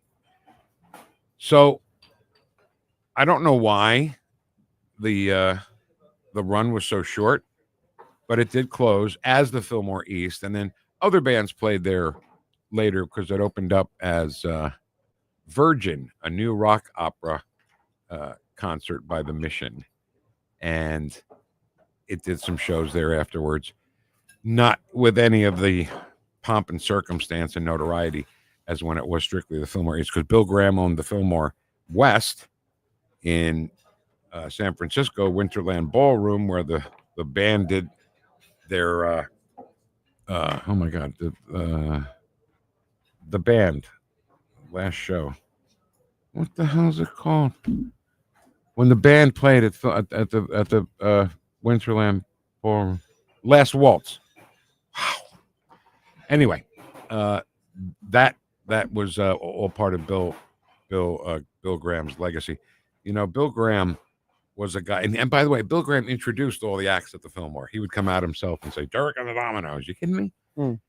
And he would love to find bands that nobody knew about and make them big stars. For example, a song, Ken, that you bump in with us for sometimes is Santana at Woodstock. Nobody knew who Santana was in 1969. Nobody knew. Really? You know, well, the Haight-Ashbury crew knew, you know, the West Coast, San Francisco area knew, but the rest of us really didn't know much about Santana. And you know how great that set was, you know. So let's talk about closing night of the Fillmore East. First of all, the concert was simulcast live by WNEW-FM.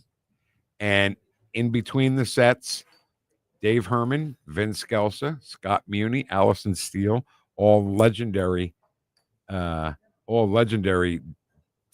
at NEW. Vince Scelsa is the only one still alive there. And Dave Herman got himself into some really stupid trouble.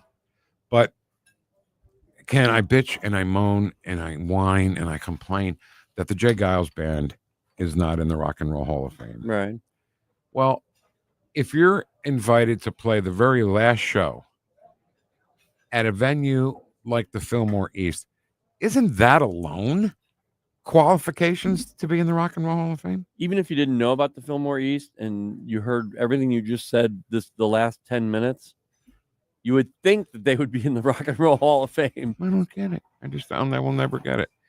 And you got to wonder who makes these decisions. Who in the conversation? What about the Jay Giles Band? What'd they ever do? Centerfold, only one number one hit.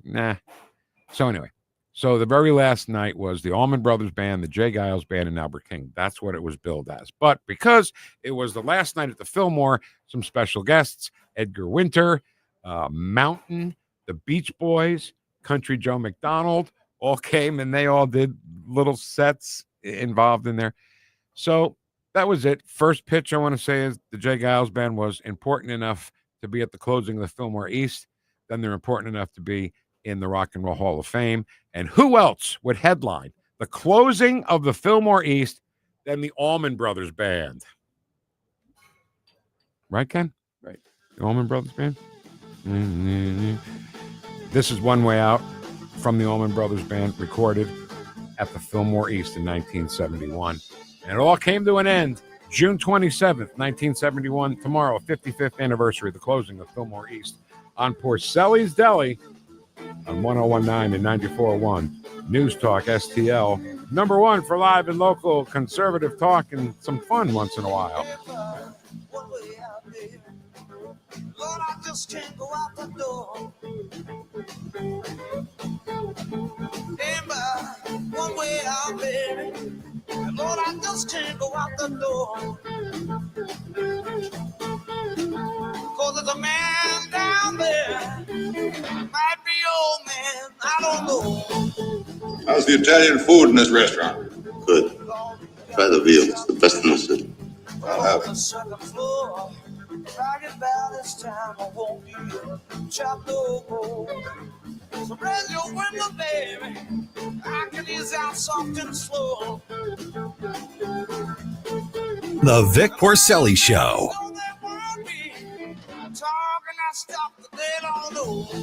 On News Talk STL.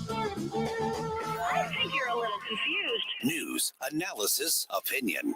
I've got something to say and I can't hold it any longer. 1019 and 94.1. You won't hear the truth anywhere but here. News Talk STL. News Talk STL. It's a brand new year. Tim Jones will tell you about the brand new things happening at The Hideout, famous for the Sunset Patio, 50 big screen TVs, live music and events, a fantastic game room, and of course, the food. The Hideout has a brand new menu featuring their world famous wings, the best handcrafted burgers, new items like the signature Sunset Dip and Dave's Chili, and a second location at Sugar Creek Golf Course in beautiful High Ridge. Experience The Hideout while enjoying a round of golf. Come in for lunch or dinner. The new 2025 Hideout, hideoutsportsbar.com, hideoutsportsbar.com. We'll definitely see you there. It's JC's Wayback Machine. 3 big hours of great tunes from the 90s, 80s, and 70s. Plus bits and pieces that'll take you back to the best years of your past. Album cuts, forgotten songs, and lots of little treasures. Or a hole in your head or a whole new head. JC Corcoran, he's back. All brought to you by the Weber Automotive Group. It's JC's Wayback Machine. Every Saturday night, 6 to 9. On News Talk STL. Hey, Colombo here for Intervine, a great local company that has customers all across the country due to the quality of their products. Intervine has the best flashlights, lanterns, headlamps, and even batteries, including the new Monster 2000 Lumen waterproof lantern and the Sentinel 2000 self-defense flashlight. Our home and vehicles are full of great Intervine products, and right now you can shop their website and get 25% off your entire purchase just by using my name, Tony, as your promo code. That's promo code Tony at Intervine.com. Jamie Allman here with the Allman Report. Pleased to be with Jordan Rosenblum. Google the bagel loan. That's what it's all about. Jordan, tell me about purchasing a home, brother. Purchasing a home right now, it's a tough market. You're going to see a lot of competition. On the bagel loan that we have, you're going to have no closing costs, no title fees, no appraisal fees, no lender fees. Saves an average client almost $4,000 on a transaction. Customer service, unbelievable. Text, call anytime. As I know, as a real estate agent, Google the bagel loan. Google the bagel loan, folks. NMLS number 226715. Fox News commentary. New York City's mayoral primary is proof that while red cities and states are getting redder, blue cities and states are getting dumber. I'm Tommy Lahren. More next. Sponsored by AxeCap Ventures. America, listen up. Gold prices are breaking records. With inflation raging and central banks hoarding, every American should own gold. And like President Trump said, whoever holds the gold makes the rules. AxeCap Ventures owns one of Nevada's largest undeveloped gold deposits and trades for pennies on the dollar. This could be your way to ride the gold boom. AxeCap trades under GARLF on the OTC. Visit axecapventures.ca today.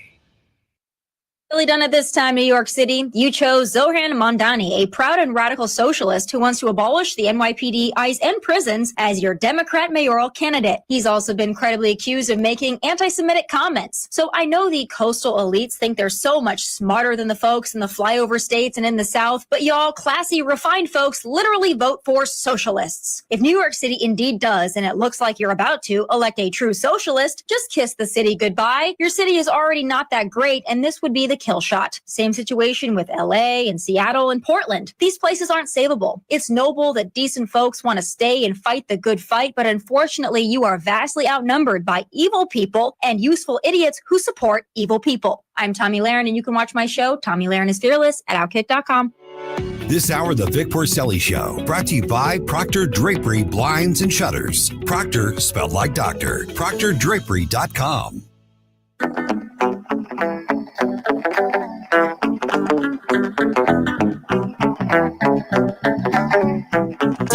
Whoosh. Talk lines are open now at 314-912-1019. The Vic Porcelli Show. Live and be well. Made in St. Louis for St. Louis. It's News Talk STL. Good morning. Welcome to our 3-hour tour. Putting this on the list, Ken. This is Shining Star, right? Yes. Putting this on the list. Instrumental. Oh, okay. Yeah. We'll fix all these up this weekend, I promise. Okay. So there was some testimony. This testimony was yesterday, Ken? I believe so, yeah. By retired Border Patrol agent J.J. Carell. And the things that he said, if nobody listens, because how many times, Ken, these hearings happen, right? A House committee, a Senate committee. People like Josh Hoy do a great job, interrogating almost these witnesses. And then what gets done? Nothing. Right. Because Republicans don't do anything. They do these hearings, trap them so we know what's going on, and yet no charges, no trials, no firings, no anything. And with what you're going to hear now, I had to actually check to make sure to corroborate that it wasn't AI.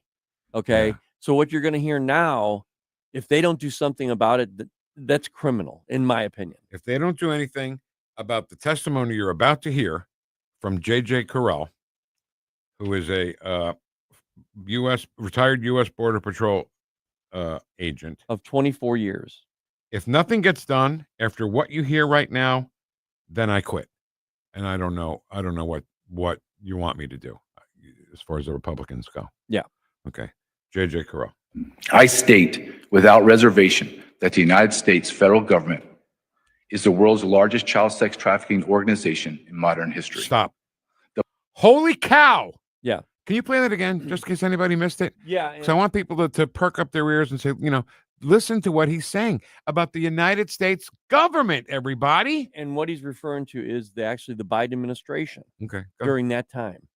I state without reservation that the United States federal government is the world's largest child sex trafficking organization in modern history. Wow. The probability that thousands of these UACs are being raped at this very moment. UACs, I believe, is undocumented children in some fashion, undocumented children. Play that part again. Okay. So I want you to understand what he's saying right now. All right. He was talking and he said, right now, these kids could be raped and killed right now.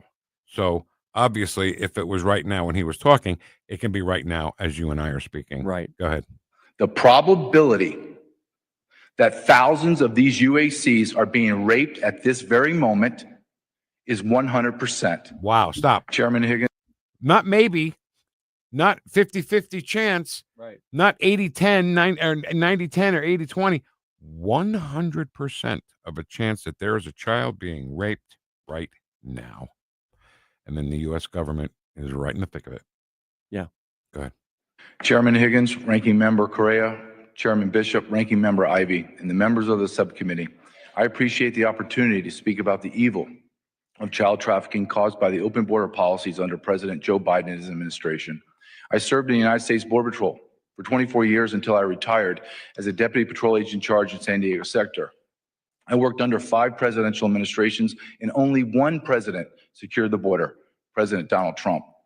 Border Patrol agents went from working and being supported by the greatest border president in American history to the worst, President Joe Biden. Can I just say also that as you listen to this, it may sound like we're being biased, leaning to the conservative right side, right? Mm-hmm. But all we're doing is playing something that is facts. And it doesn't matter what side you're on. And talk about an eyewitness. This guy was an eyewitness to these things. Open border.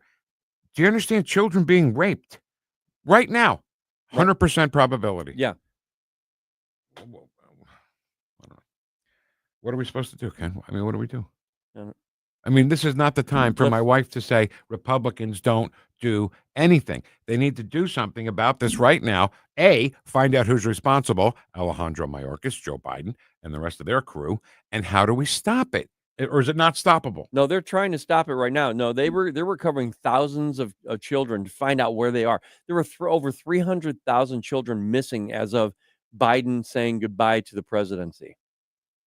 All right, let's hear some more from J.J. Carroll in his testimony yesterday about these kids. My last year in the Border Patrol was Joe Biden's first year in office. On his first day in office, I watched in disbelief as 94 executive orders cascaded down from Washington, D.C., obliterating every immigration policy that had been provided the most secure border in America's history. Border Patrol agents were forced to carry out unconstitutional orders that violated every law in the Immigration Nationality Act. President Biden, through Department of Homeland Security Secretary Alejandro Mayorkas, created policy out of thin air, ignored federal immigration law, and facilitated the largest mass invasion into America that the world has ever seen.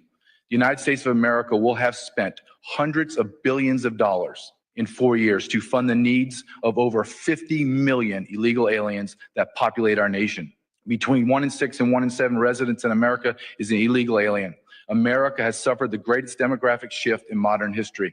When he's saying demographic shift, he's talking about the people that are in these blue sanctuary states and cities. They're populating these cities for one reason, and it's one reason only, and it's the Democrat Party's main goal is to get power and representation in Washington, D.C. They don't care about children.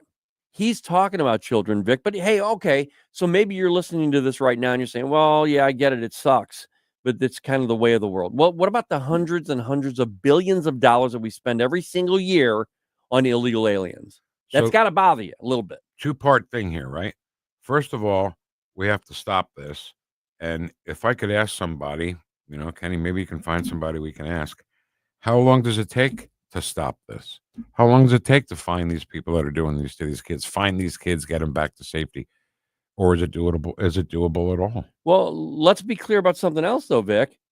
What they're doing right now with the Border Patrol, then when they're capturing these illegals that are criminals, they're part of the problem. They're the traffickers. They're the rapists. They're the murderers of these children. Mm-hmm. So they're not doing nothing right now. They're trying, but it's such a lift. It's such a heavy lift. If you remember, I just said 300,000 kids were missing. This is 300,000 children missing. Can I get all that? I still haven't heard an answer on how long it's going to take to stop it. I don't know. I don't know. You know what I'm saying? Yeah, I totally agree. That's the answers I want. Yep. So who's directly responsible? After serving in the United States Border Patrol for 24 years, spending a year researching and writing a best-selling book entitled Invaded, The Intentional Destruction of the American Immigration System, and filming 2 documentaries, I state with complete certainty that Biden, Harris, and Mayorkas intentionally, strategically, and purposely weaponized illegal immigration and used it as a tool to fundamentally transform America.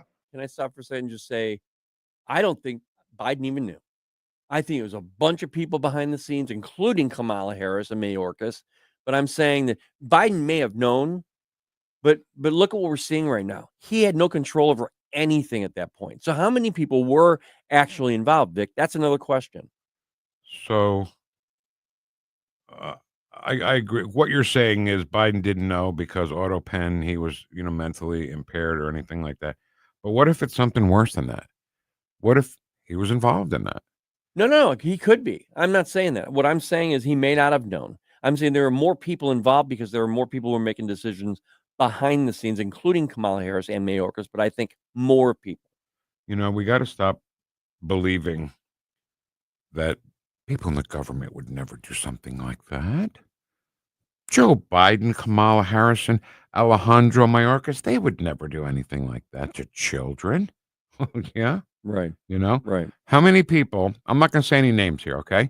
But how many people have we heard stories about and has never been disproven, really, things about rape and murder of children? We're talking about children. Remember when children used to matter? Yeah. Remember when you had children and you decided what your children were going to watch on television or what you were going to let them read in the public library or in the school? Remember those days? Oh, yeah. When the children were our children that we had, and now, you heard the NEA say, no, they're our children. Your children? No, they're our children. No, they're our children, yeah. Well, that's exactly the kind of attitude that got us to this. Yeah. Yeah. I can't do this anymore. You can do it. All right, let's hear one more then. Inside this invasion, the unspoken evil of child trafficking, and more specifically, child sex trafficking, has flourished. At the end of this current administration, the number of children trafficked will have grown to over 550,000 unaccompanied alien children known as UACs. This horrific number of children will have been arrested, released into America, and then lost.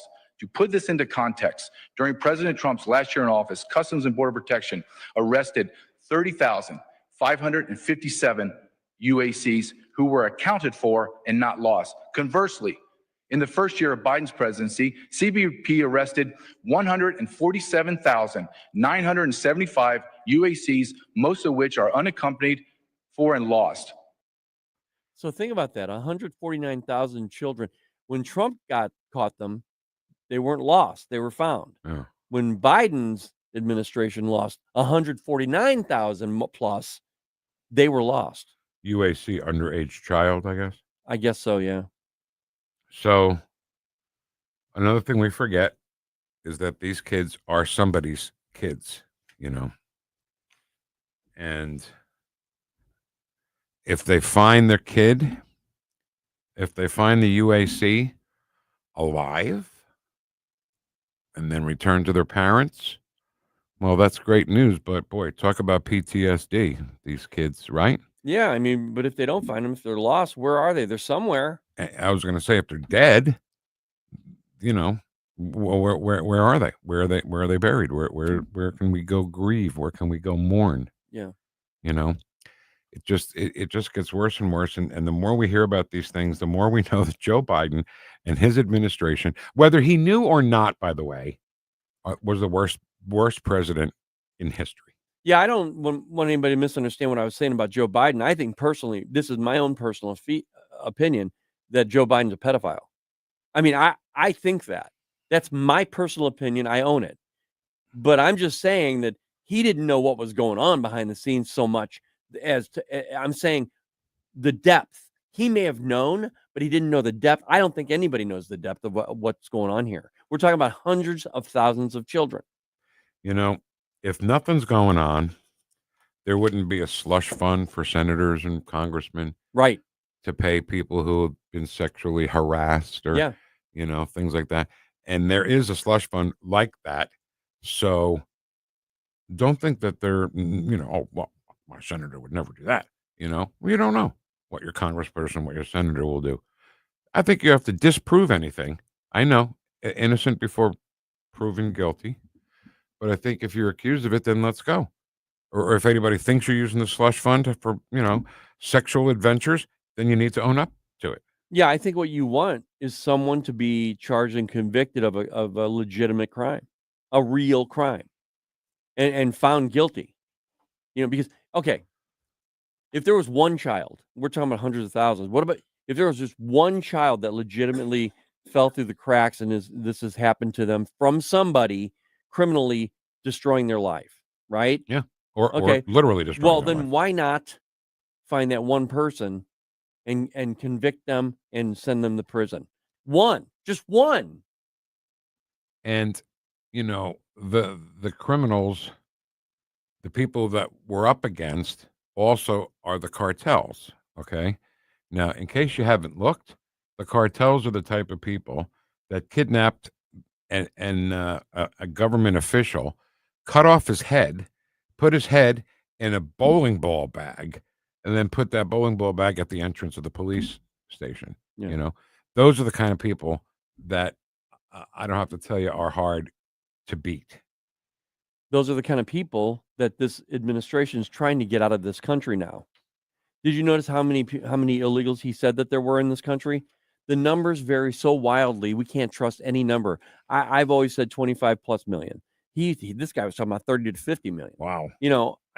Do we really know? Do we know? It's so nefarious because it was on purpose. That administration did it on purpose. They did it on purpose, yes. All right, when we get back, another edition of Vic for Vets. We'll honor another veteran. And chat box, you guys, 1141. And yes, we'll do Rumble first. Already bitching about that. I'm 1019 I love it. 241 News Talk STL. Welcome home. Whoosh. Getting new flooring can be exciting, or it can be a hassle. To make sure you have a great experience, use Michael's Flooring, like I did. Hi, it's Susie Moore, and Michael's Flooring has become my go-to for quality, variety, and an all-around great experience. They've been locally owned and operated for more than 30 years. Carpet, hardwood, laminate, ceramic tile, natural stone, luxury vinyl, it doesn't matter. Michael's Flooring is ready to help. 3 locations to pick from: St. Peter's, Darting Prairie, and Creve Coeur, or online at igotfloor.com. That's igotfloor.com. Hi, Mark Harder here. We all know that the hardest part of staying healthy is dragging yourself to the gym. I felt the same way, but I knew I needed to find a routine I could actually stick to. I recently discovered Alloy Personal Training, and I have been blown away by their approach. At Alloy, each session is different. They never have more than 6 people in a class, which allows me to get the attention I need. Right now, Alloy is giving away free 14-day trials with 2 locations in Baldwin and 1 in Wildwood. Visit alloypersonaltraining.com. Hope to see you in my next session. Jamie Allman here, tossing and turning over retirement worries. You're not alone. 3 out of 4 Americans share your concern about having enough saved. But here's the thing. A comfortable retirement isn't out of reach, even if you're planning for 30 or 40 years ahead. Every day, Jeff Portman from the Gemini Wealth Group helps people avoid the critical mistakes that can derail their retirement. Build your path to financial confidence. Visit GeminiWealthGroup.com or call Jeff directly at 314-888-0123. Securities and advisory services offered through LPL Financial, a registered investment advisor. Member FINRA, SIPC. I'm Missouri Attorney General Andrew Bailey. Human trafficking is occurring right here in Missouri. You can help combat it by learning the signs of human trafficking and reporting suspicious activity to law enforcement. Victims may appear malnourished, show signs of mental or physical abuse, or avoid social interaction. If you're a victim or know someone who needs help, contact the National Human Trafficking Hotline at 1-888-373-7888 or text the word HELP to Be Free. Together, we can fight human trafficking in Missouri. Brought to you by the Missouri Attorney General's Office. KLGY HD3 Clayton, K270BW Belfast, KNVS Bowling Green. This is News Talk STL at 1019, 94.1, and always streaming at NewstalkSTL.com. News this hour from townhall.com. I'm Jason Walker. There is evidence in Ukraine Russia has deployed new drone technology from Iran. Last week, Ukrainian drone hunters searching through the debris of Russia's nightly assault on their cities found a drone that was different to the rest. A Ukrainian drone expert said it had an AI platform and a radio link, allowing an operator to pilot it remotely from Russia. He said it also contained new Iranian-made anti-jamming technology. Experts told AP it's highly possible it was sold by Iran to Russia to test in combat. Iran sold attack drone technology to Russia since 2022, but experts say Israel's strikes on Iran could potentially constrict Russia's ability to advance its drone program. I'm Emma Burrows. A new threat of cyber attacks from Iran. Hackers are targeting U.S. banks, defense contractors, and oil industry companies following American strikes on Iran's nuclear facilities. So far, the intrusions haven't caused any serious disruptions or economic damage, but cybersecurity experts warn that hacking groups supporting Iran could continue to retaliate. Experts say cyber war is now an expected part of any military conflict. That's because it offers countries a way to cause significant economic damage in a way that's much cheaper than traditional weapons. Hi, Pinjwani, Washington. Forecasters predicting wild temperature swings across the eastern United States as temps drop some 30 degrees in parts of the country overnight. During midweek, at least 50 different heat records were broken. 21 cities had triple-digit temperatures. Senate Democratic leader Chuck Schumer of New York hospitalized for a short time yesterday. Aides said Schumer began to feel lightheaded as he exercised in the Senate gym and went to the hospital, treated for dehydration. More on these stories, townhall.com. Mike Gallagher here, host of the Mike Gallagher Show. If you know me, you know I only put my name behind people and companies I trust. When it comes to mortgages, I trust Mike and Brian at Fellowship Home Loans. They're not just friends. They've done loans for me, my family. I've seen firsthand how they treat every client like their family. And these days, that personal touch really matters. With the cost of everything up, you might be looking for ways to free up cash. Maybe you're thinking about a cash-out refi or HELOC to finish some home projects, consolidate debt, or just get ahead financially. Fellowship is a full-service direct lender, not a broker. They cut out the middleman. That means faster decisions, fewer fees, and less stress. Whether you're buying your first home, downsizing, or refinancing to get some breathing room, they'll tailor fit the loan to your life. Get started at fellowshiphomeloans.com/MikeG, fellowshiphomeloans.com/MikeG, or call 800-510-MIKE, 800-510-6453. Fellowship Home Loans, mortgage lending by the book. Nationwide Mortgage Bankers, DBA Fellowship Home Loans, Equal Housing Lender, NMLS number 819382. This hour of News Talk STL is brought to you by Stifel, serving investors for over 130 years. Contact your Stifel financial advisor at stifel.com. That's STIFEL.com. Tony Colombo here for Gutter Pros, your all-in-one gutter service team that brings years of experience and quality that's affordable right to your doorstep. We discovered Gutter Pros a few years ago when we bought our home and inherited a gutter issue that was on the road to becoming a potentially big problem, but thanks to Gutter Pros was stopped before causing any major damage. They've also repaired the siding on our home because along with gutter repair, gutter installation, and leaf protection, the Gutter Pros are also the best for siding repair and installation. Learn about all the ways Gutter Pros can help your home at gutterpros.com. Reed's Rockets in Wright City has your fireworks. Try the Max 800 shot for a 30-minute show. Want the ultimate American celebration? Get This Is America with over 100 gigantic color bursts. Family owned and operated, Reed's caters for families with the biggest kid selection. Spend $100 or more and get a kids assortment free. Reed's Rockets, 425 West Service Road North in Wright City. Take I-70 exit 199 and look for the big red and white striped tent. Open through July 10th. ReedsRockets.com.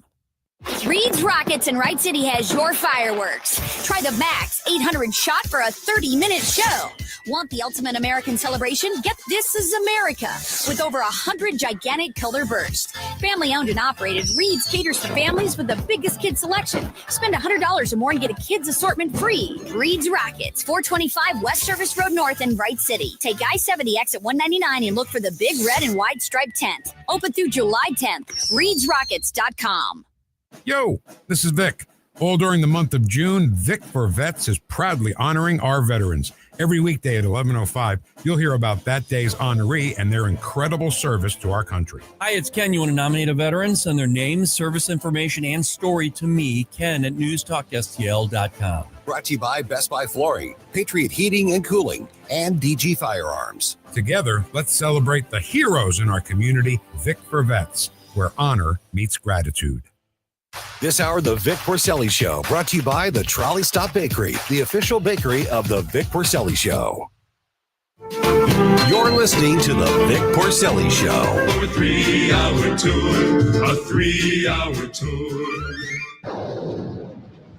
weather started getting rough. We squeeze in a dry hump day under partly sunny skies. From New Jersey to Baldwin, Missouri, two behind the microphone, taking the whoosh to the radical left and the putrid swamp. You're listening to the Vic Porcelli Show. Here he is, Vic Porcelli. Thank you, guy. That sounds like the announcer for the Dan Bongino Show. Your time is over. What can I say? Yeah. It's a 3-hour tour. So how many times, as if you're listening to this show and you're not Scooter and you're not the other guy, Michael Burton, you're probably a conservative person. And you get a little frustrated with things that are celebrated in this country and things that are not celebrated in this country. Right. So you always, people say, why do they get a whole month? And the veterans, I swear to God, I do not drink before this show. I don't know what's going on. Why don't the veterans get a whole month? Well, now they get a whole month. What more can we do, Ken? Yeah, right. Right. So every day for the month of June, and by the way, June is running out, but we will do one a week after June is over. So Ken, can you explain how you and I can get on and talk about a veteran? Yeah, Vic, just send your information on your favorite veteran. It can be current, someone who's currently a new veteran, or someone from, I mean, we're getting them from far back as the Revolutionary War. Send the name, rank, branch of service, and a story about them if you can. If you can't, that's understandable. But, Vic wants to tell a story. And if you can, send it. And it's the ken@newstalkstl.com. All right. So our submission today is by our great friend, Sandra D. Yeah. Our farmer, who sorry. Want to do it again since I messed it up? No, we're good. It's Vic Porcelli. I should have said that so Ken could play the music. She's a farmer. And let me tell you something. I really realized what she and farmers are going through because we have some plants in the backyard. We got a tomato plant, we got an eggplant plant. You farmer, you. And peppers and stuff. And this heat is just killing them. We had a strawberry plant. You know how cool it is to walk in your backyard and pick a strawberry up and eat it? Yeah. It's amazing. So with just a kind of a hobby that we're doing is getting destroyed. I can just imagine the magnitude of what these people with farms are going through. Right. That's all. I just wanted to say that. So Sandra says, Vic and Ken, Dad would be against me telling people what he did because he didn't have to go to combat, but he was prepared to be on a landing craft heading toward the shore of Japan. He always said he wasn't afraid, which might be why they tested him to be a frogman. There was something in his makeup that did not register fear. I saw that over and over. This is the exact opposite of me. I think he got the job because he was a little knowledgeable about motors and equipment, having been on a farm. So if the motor of the landing craft went down, Pop would have worked on it. So think about this. Pop knew he might have to work on an engine on a landing craft off the shore of Japan while he was being shot at. He was okay with that because he knew he had to be. He knew because he knew he had to be. Oh, because he knew he had to be. Now, here's my submission. That wasn't even the submission. That was just a preface. Pop was drafted in the fall of 1944, which was remarkable in itself. It meant that the U.S. was so hungry for soldiers and sailors that even young farmers were being drafted, and that women, old men, and kids were left to feed the country. But the U.S. was ramping up to invade Japan. Now, we've heard so many stories of, my father included, when the Japanese bombed Pearl Harbor, men were going to enlist into the armed forces in numbers that you couldn't believe. Yet in 1944, 3 years later, they were still drafting people. Yeah. And now we don't have a draft. Now we're an all-volunteer military. Pop was assigned to the Navy. After training at Great Lakes near Chicago, he was tested to become a frogman at Fort Pierce, Florida. Frogmen were the precursors of the Navy SEALs. It bothered him to the day he died that he did not pass one test to go on to the next level. My guess is, as a frogman, he would have been used to swim to the shores of Japan, blow up obstacles to landing craft. Instead, in 1945, he trained to crew a landing craft to invade Japan. They were told that one half of them would die. They were also told that they would know their chances of survival based upon what wave they were in. He was 20 years old when he was told to contemplate dying. We know how it ended. The atomic bomb meant that Pop never shipped out from Norfolk to the Pacific. Instead, in the spring of 1946, he was assigned to the engine room of the USS Missouri and sent all the way to Istanbul, Turkey. This was a way for President Truman to tell the Soviet Union to back off. My father loved that ship so much that I think they had told him he could have stayed. If they told him he could have stayed on it, he would have. He would not have come back and married my mother, whom he had known for her entire life and loved. I have a Valentine he gave her in the 1930s to prove it. That's pretty cool. My father never wanted to be recognized for his service because he did not go into combat. He knew people who did. He was incredibly loyal to family members who suffered alcoholism because of being in combat in the war and in Korea. But he was prepared to drive a landing craft with troops onto the shores of Japan, and if he lived through doing it once, I have no doubt he would have backed that craft up and done it again. Yeah. His entire life, he did whatever it took. Thank you for recognizing Pop, Sandra D. So, you're 20 years old, and you have to contemplate dying. You know? Yeah. I haven't contemplated dying yet. You know? Yeah. So, thanks to Sandra D's Pop. We couldn't do our Vic for Vets segment without the great support of DG Firearms, Patriot Heating and Cooling, and Best Buy Flooring. So today is the 26th of June, and oh wow, Ken, Monday is the 30th. Yeah, I mean, this month has flown by. And I want to remind everybody again, we're once a week. We're just going to do this every week. One, I think on a Monday would be. Well, you know what? Maybe a Wednesday. Wednesday, so we can sounds good. tease it. We tease it a little bit. We're such teasers. And just let people know about it. I get it. So I don't want you to think, oh well, the person I'm thinking of wasn't in battle and wasn't in combat. Doesn't matter. Neither was Sandra D's father. No, he was prepared to.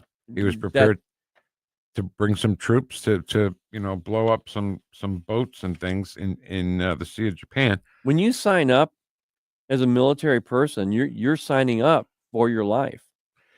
And that is the most dedication I think there is on this planet.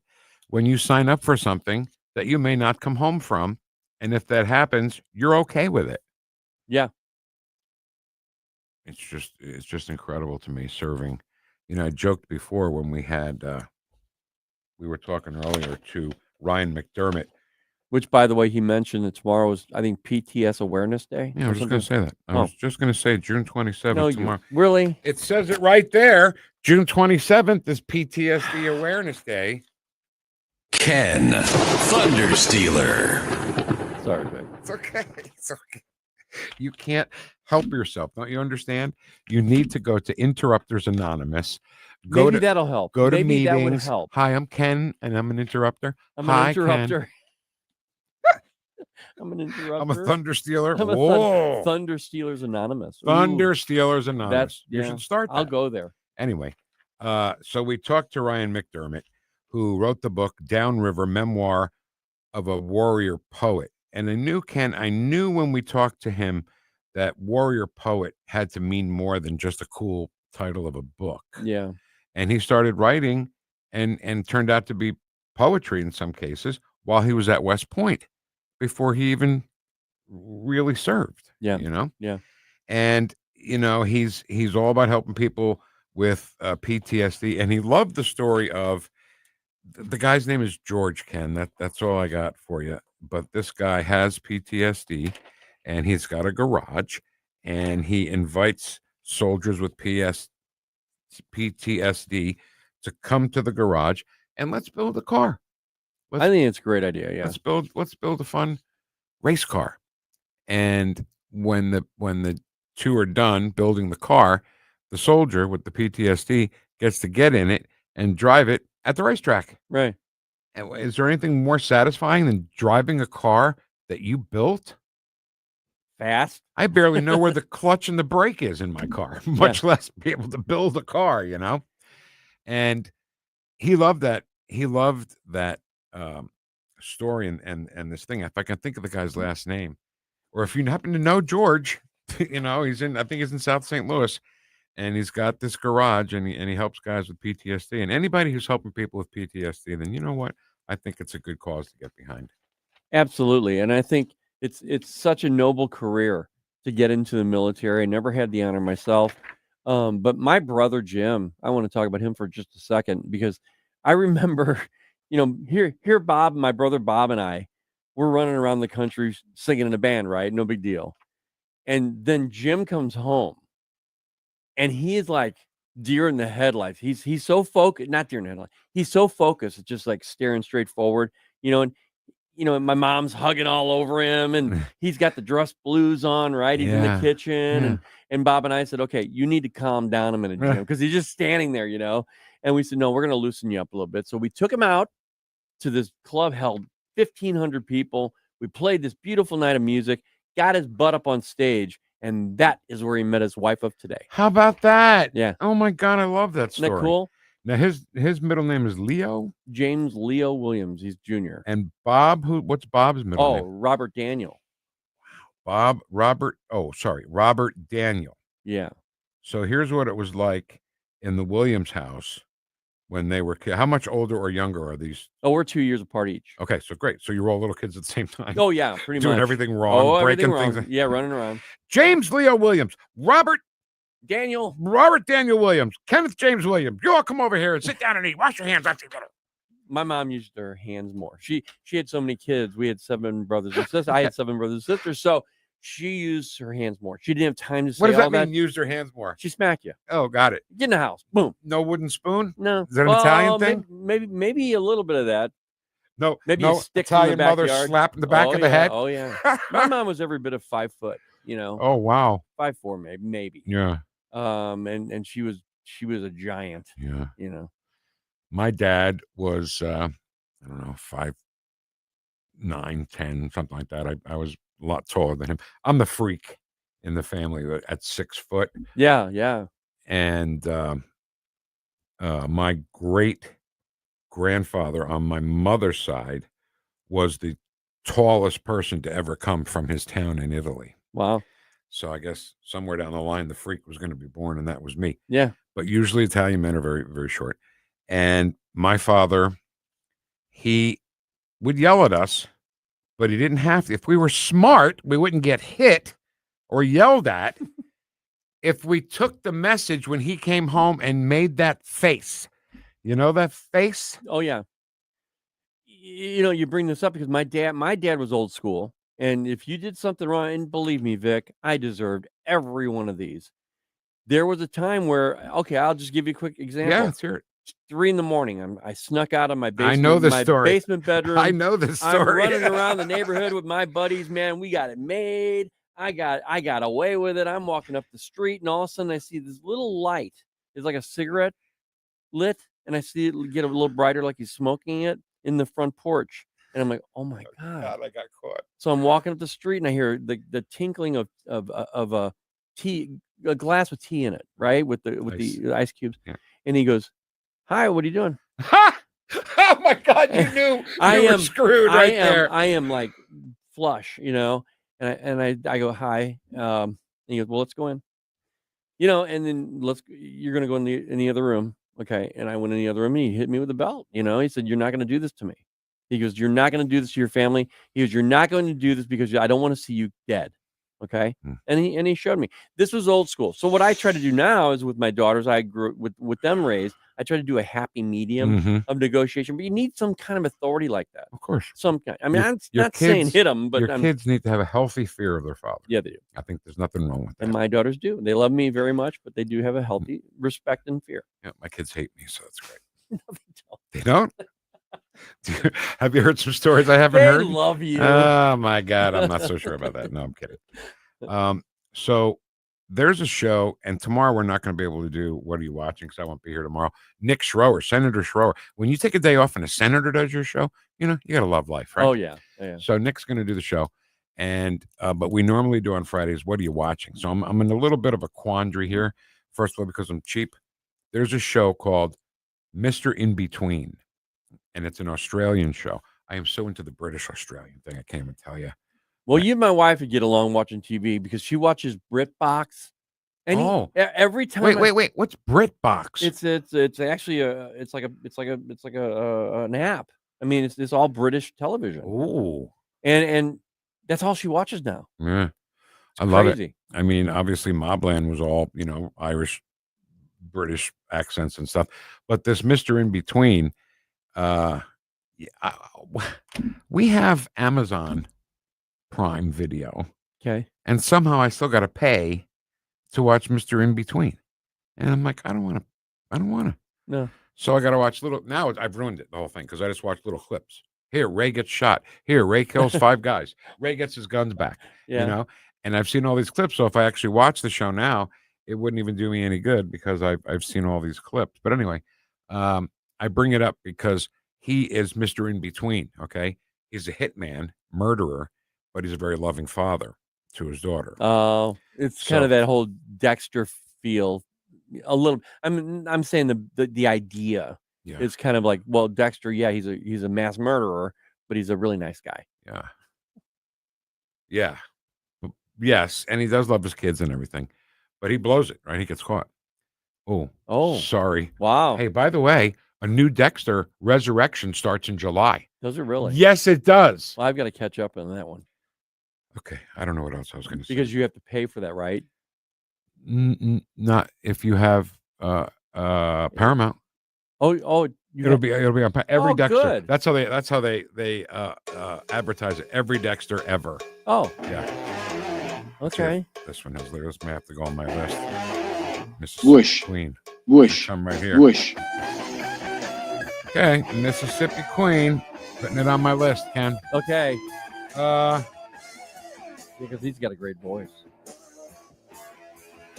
What are we doing next? Oh my God.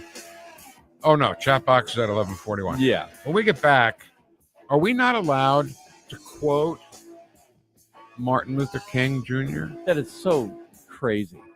If he's got a good message, and wasn't he all about not the color of your skin, but the content of your character? Wasn't that what he was all about? Get Martin Luther King out of your mouth. That's next on 1019 and 94.1 News Talk STL. Welcome home. Whoosh. Yeah. The Vic Porcelli Show. The big lie is a lot of bullshit. That's what it is. How dare you? Now look here. I don't like that kind of talk. Now just stop it. It upsets me. Made in St. Louis for St. Louis. It's News Talk STL. News Talk STL. First thing in the morning and pretty much all day. Live and local. 1019 and 94.1 News Talk STL. This is Larry Connors, and my favorite sandwich at Capriati's is a Philly cheesesteak with peppers. Sweet peppers, but sometimes hot peppers. I love Capriati's, and so will you. Open 9 to 9 daily on Manchester at midnight in Rock Hill. Hi, Kirk Hilsinger here, and I'm the new chairman of the St. Louis Republican Central Committee. I invite you to our meetings that take place the first Thursday of every month at 3710 Hampton Avenue. You can stay connected with us to learn more about how you can get involved, make your voice heard, and contribute to our shared goals. Together, we can make a difference in the city of St. Louis and the state of Missouri. For more info, visit our new website at stl-gop.com. That's stl-gop.com. Paid for by St. Louis City Republican PAC. Curtis Farber, Treasurer. Hey, firearms enthusiast, looking for a family and veteran-owned shop with a wide selection of products and services? Head to DG Firearms, 115 Business Highway 61 North in Bowling Green. DG Firearms has been your one-stop shop for custom ARs, Cerakoting, laser engraving, gunsmithing, suppressors, ammo, and reloading supplies. DG Firearms, 115 Business Highway 61 North in Bowling Green, and online at dgfirearmsllc.com. Springtime in St. Louis means one thing. That's right. Golf is back, baby. Sugar Creek Golf Course is located in High Ridge, just 10 minutes from 270 and Gravois. To book your tee time or to learn more about the special event and banquet facilities, simply visit sugarcreekgolfcourse.com. Jamie Allman here for O'Fallon Family Floors. Experience the passion. Oh, yeah. You can go in and see the best variety, the best pricing, the best quality, the best personalized service right there off of Highway K in O'Fallon, or you can have the store come to you. Oh, yeah. Brian and his team take great pride in running a fantastic flooring outlet, and you can get their 5-star ratings right there on Google. Just check it out. It's O'Fallon Family Floors, O'FallonFamilyFloors.com. News, analysis, opinion. Isn't it wonderful that we're keeping criminals out of our country? How the mayors in these sanctuary jurisdictions are dealing with it, that's interesting. Safety is our primary concern. 1019 and 94.1 News Talk STL. Talk lines are open now at 314-912-1019.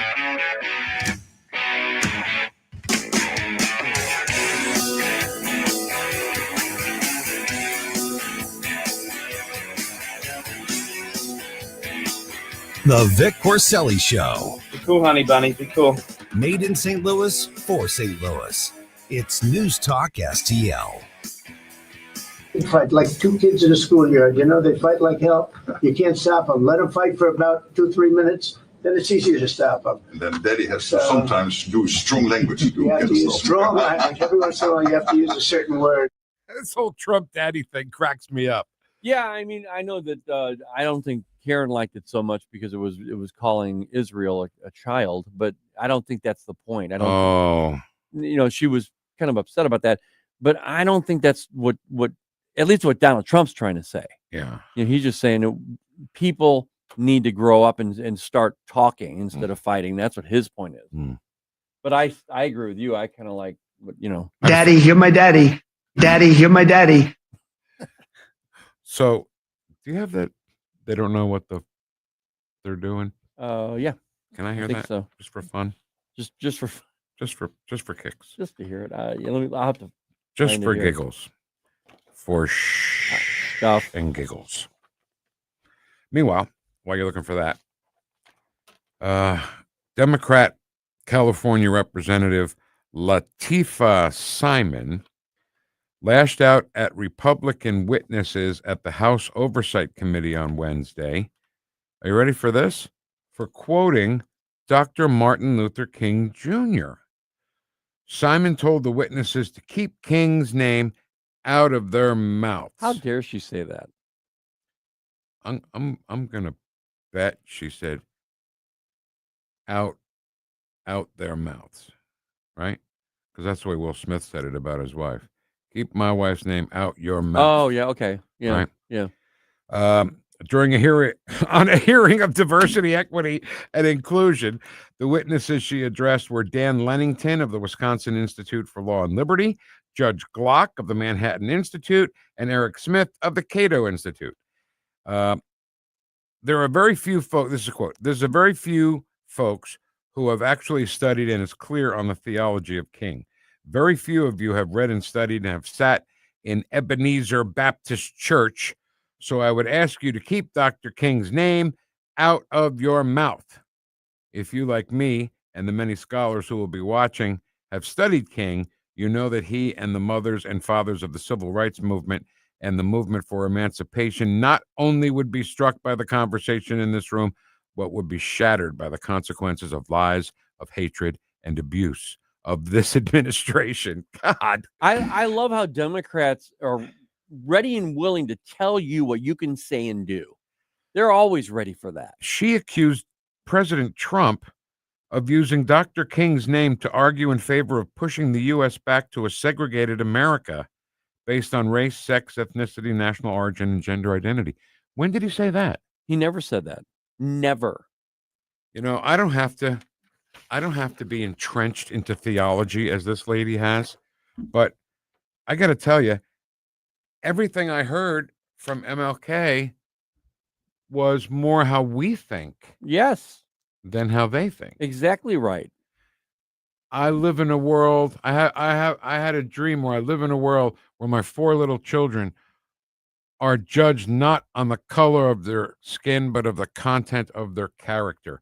That is the exact opposite of DEI. That is, and DEI is racism. Okay, you can say it's going to give someone a bump up. Okay, yeah, it does give someone a bump up, but it also hurts a lot of other people. I would, guys, I'm sorry. But if DEI, okay, so just give you a flip test. We don't do this that often, right? But let's do the Tony Colombo flip test on this one. If it were a white situation where they were saying DEI, let's bring some white people in. Well, no, we don't have enough white people around. I would still be saying no. You're doing it again. Right. You're basing everything on color and gender. It's not what needs to happen. Could you imagine if the NBA said, we don't have enough white guys. Let's get some white guys. It would suck. It would suck. It would be so bad. It would be terrible. So don't tell me I cannot quote Martin Luther King Jr. because why? I'm white or I haven't dug into the theology of No, of what Dr. she means King. is you're white. Okay, I know what she said. Here's what she said. There are so few folks who have actually studied and is clear on the theology of King. Okay, so I didn't study astrology or astronomy, but I can't talk about it. Right. I mean, that's right. You're right. Good analogy there, Kenny. I don't have to go to the Ebenezer Baptist Church to know what Dr. King, what his message was. His message was, it doesn't matter what the color of your skin is. It matters of your character is what matters. That's all it is. That's all that matters, and that's all we've ever said it matters, Vic. Yes, you're going to have people on both sides of the aisles that are radicals, that are racist, that shouldn't even be talking. They should shut up and sit down. But you know what the problem is? We've got leaders in this country, primarily on the Democrat Party, that are racist and that are willing to say the things that she just said. Look, she made a mistake because, number one, when you're an American and someone tells you to shut up and not say something, well, guess what you're going to do? You're going to go ahead and do it more. I would be happy if I were black to hear more white people quoting Martin Luther King Jr. Not if you have a different agenda. Which not is if DEI. DEI. Yeah. Right. And I guarantee, and you know what? Hey, as a white person, I'll say this. I guarantee you, Dr. Martin Luther King Jr. would never have approved of DEI. It goes against everything that he believed. It's the opposite of people. My 4 little children should be not judged by the color of their skin, but by the content of their character. That is the exact opposite of DEI. Exactly. And you know what, Vic? That's not speculation. That's not opinion. That's fact. Yeah. We know it. You know why it's fact. And so, you know, when someone says, oh, they're just saying opinion, they're not saying fact. No, we're saying fact because we have video and audio of Dr. Martin Luther King saying just those things. So that's fact. And if he didn't get assassinated, I think his message would have resonated throughout America, white and black. And we might not be in the situation we're in now. I agree with that. That's why he was killed. Okay, enough of that. And guess what? It wasn't by a Republican either. Right. So Zoran Mamdani won the Democrat primary for the mayor of New York. Curtis Sliwa won the Republican primary. He was unopposed, so he'll be the only Republican in the race. And now Eric Adams, the incumbent, the current mayor of New York, is going to, well, by the way, what is Andrew Cuomo doing? What is he doing? He was a Democrat in the primary, got beat by this Jew hater, and He lost, so now he's going to be an independent too. Is he really? So now we may have an independent primary between the current mayor and Cuomo. Or they'll say that they're a part of the independent modern party. You know, they'll have like a split independent party, so that they can all run. What, both names would be? Oh, run, fine. Yeah, they're all going to run. But their name can't both be on the ballot, right? Why not? Why you can have as many people as you want on a ballot. But the only problem is that dilutes the votes, and that would actually push the vote toward Mamdani. Don't you have to earn your way onto the ballot? I guess you have to have a certain number of signatures. Maybe I don't know. Or win a primary. Well, I don't know how it works, Vic. But I know that if you switch, apparently, if you switch parties or get out of the party that you lost in, you can run. That's what bothers me most is Cuomo says, "Oh, I lost as a Democrat. Well, maybe I'll run as an independent." But look at that. That's so Democrat of him.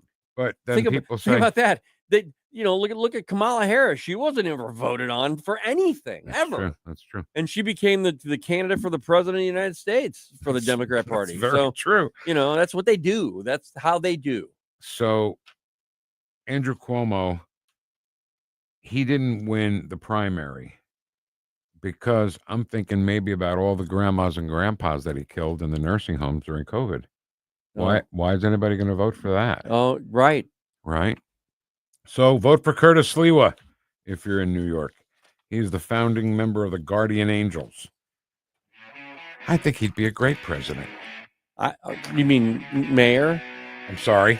I think he would be a great mayor. I don't know about president. Take one step at a time here. I'm sorry. Okay. What is this, Dan? What song is this? This is Rush. What's the song? Limelight, without the words. Just writing them all down. Got to fix all this stuff up. All right, let's get to the chat box. Yes, Rumble can be first. You're next on 101.9 and 94.1. News Talk STL. Welcome home.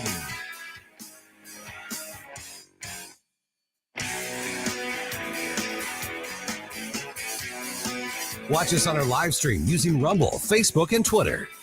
You're listening to the Vic Porcelli Show. They don't know what the they're doing. Made in St. Louis for St. Louis. It's News Talk STL. On the next, Larry Connors, USA. Never Trumper John LaBoutiere reacting to a Muslim socialist who could be the next New York mayor. Larry Connors, USA. Now, weeknights 6 until 8. On News Talk STL. We've been here 30 years. 30 Christmases in this house, and we have the traditions that most families have. That's Terry talking about her experience with Rhino Shield ceramic coating. We did Rhino Shield 14 years ago, and the house still looks the same as the first day. Rhino Shield really worked with me to help me get just the right, nice, soft yellow, and it's 14 years later, and it's the same color. The main reason Terry called Rhino Shield is because it's backed by its 25-year transferable warranty. It just sounded wonderful that we could have the house coated with Rhino Shield and not have to worry about it again for 25 years. Take it from Terry. Give Rhino Shield a call now for a free evaluation. 877-25-RHINO. 877-25-RHINO. Or visit 877-25rhino.com. There have been neighbors that have come by and said, "Did you just have your house painted?" Because they wanted to know who the contractor was. And I said, "No, it's actually Rhino Shield." 877-25rhino.com. Hey, if you're 50 or older, you do not want to take any risk with your money. In fact, you want Leslie Consulting. My friend Bob Leslie can show you a gain and retain plan. Means that you never lose. Plus, you get up to a 20% bonus on day one. Leslie Consulting, a leader in brokerage and risk management. 314-721-0066. LeslieConsulting.com. Dude, this house is perfect. Crumbs everywhere, sticky counters. I've already texted the colony. Sweet, I'll bring my 500 cousins. This'll be the biggest ant rager of the summer. Let's party! Wait, what's that sound? Oh, no, it's those trucks with the green wheels. Party's over, man. Party's over. This is Derek, the owner of All Solutions Pest Control. We'd love to help you out. Give us a call today for a free estimate at 636-486-7888. If a pest-free home is your goal, call All Solutions Pest Control.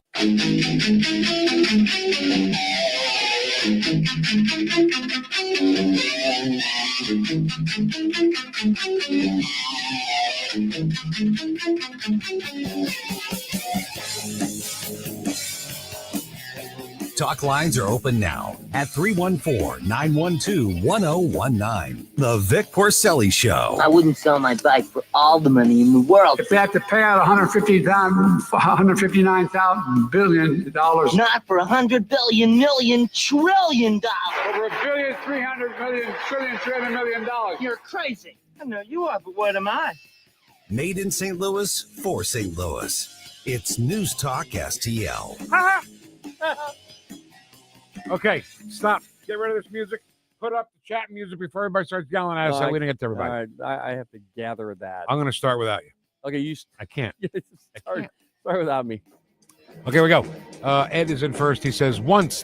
He's once. He's once. O-N-E-S-T, once. I pledge allegiance to the flag of the United States of America. No fair election. No peace. No fair tariffs. No peace. President, say how you really feel, Trump. I know, man. I love it. He's not running again. Whoosh. Right. Whoosh. And happy DELI Day, Vic Heads. Sergeant. Morning, St. Louis. Sergeant Stop. I've never heard of Sergeant Stop before. Hey, Sergeant. He says, doest. Hey, how you doing? Second, doest. Doest. Good morning, all you mega beautiful mega. You know, I'm not doing that today. That's why we waste time with everybody. If Vic is reading this at 11:40, it's Rumble's got to be first. I swear to God, you guys. Good morning, all freedom-fighting patriot Vic Heads. Whoosh, my brothers and sisters. Whoosh. Do these libturd actors, leftists, Jews, etc., all believe that they're untouchable if the government they want is put in place? That's a good point. No, I believe they think they are. Like Rashida Tlaib, for example. She thinks, well, when it becomes a caliphate, when Sharia law is in place, I'll be exempted. No, you won't. Won't you be whacked with a stick in the middle of the for not wearing her hijab? Yeah. 101 straight up is third, so he's thirdest. What the hell is wrong with New Yorkers voting for a Muslim dictator? I know my friends up there, they are losing their minds over these idiots in their city. Curtis Sliwa needs to knock on doors up there. That's Duke, who I guess used to be from New York. And I'm telling you, Ken, when Rudy Giuliani was mayor, when people, I'm going to clean up this town. Yeah. He did. Yeah. He really because did. he's a mensch. And now they think he's crazy. But he's a mensch. He needs to knock on heads up there. Too bad he can't. Okay. Sorry. Well, Karen, the daddy comment came from NATO Secretary General. So, okay, stop. Why are people picking on Karen Kataline? Cut it out. Sorry, Karen, but Sliwa is a million times better than all of the liberals running. When did Karen say that? Why are you people picking on Karen Kataline? No, because we were talking about, I don't know. There were a couple things. Truth Social is similar in that you can get banned from a group without knowing why or having any recourse. Sanger was a eugenicist. Yes. In her words, she wanted to rid the country of the Negro population. Those were her words. That was her words, yeah. Not mine. Right. Ken, often the sound on the audio clips, bump-ins, etc., are much louder than the microphones. Sometimes blows my ears up. As I look towards the executive producer of the show. I don't know. I watched Secretary of Defense Hegseth's takedown of the lamestream media this morning. It was great. I think Pete Hegseth's doing a great job. We need a reset in this country, and it will take daddies and mommies to spank the unruly kids. Then let the spanking begin. Cutesy time is over. Secretary of Defense was great. Spank them. Spank Daddy Trump. What's with all the spanking going on here today? Somebody. Nate, here's what it'll take. Conservative revolution. Fight, fight, fight. Win it back from within. Even if it takes using vacation days to fight back. If the Y'all fired. Yeah. Oh, Gunasekara. Yeah. What's her first name? Mandy Gunasekara. If the American people think they're being betrayed by politicians, I'm old and have never thought otherwise. Trump being the sole exception in my mind. New York City is inching ever closer to the movie Escape from New York. Yeah. They don't know what the they're doing. Those bombing missions hitting Iran was reminiscent of the raid on Tokyo. And if it needs to be done again, do it. And I think that's my stance on it, is if they notice that there's going to be continued nuclear development in Iran, then they'll just go back in there. Deli Day, since Vic talked about it last week, I'll have an egg cream. You know, one day I'm going to bring in the ingredients and make you an egg cream. Yeah. Huh? Questions. Did you hit the like button yet? Did you hit the like button yet? What's the story? There we go. Like button. Weird how? Weird. And by the way, the podcast of the show is put up daily, weekly. Yeah, daily. Go find it. Go find our podcast. Share it with your friends so your friends can be part of the frivolity that happens here. And it would help us. Yeah, it would. St. Louis used to have some great music venues too. So many gone. Unfortunately, some new venues seem to be really woke or have music that ain't worth listening to. All right, so listen. In defense, the Factory is a great little venue, isn't it? Yeah, but I know what they're talking about. Back in the day when I was playing here, there was a club everywhere. I mean, you could play as a band if you were any good. You could be making a nice little tidy sum. What if one doesn't want to be risking their life to drive into the city, Ken? You're assuming that I'm talking about downtown. There were those on the landing. Mississippi Nights. Yeah, and we played there. But I'm talking about there were in the county everywhere, up in St. Charles. We used to play at a place called the Brass Spur West up there. Held 400-something people. It was great. So what do you got against the Factory? Nothing. Nothing at all, but it's a big venue. Right? The Factory's a big place, right? No. I don't know what it is. It's not like Is it Enterprise a bar? Center. Is it a No, bar? it's not a bar. It's a concert venue, but it's like the pageant. Yes. And that's a great place for your higher tier bands. I'm not saying that, but I'm talking about for the bands that play bar gigs. Gotcha. You know. Gotcha.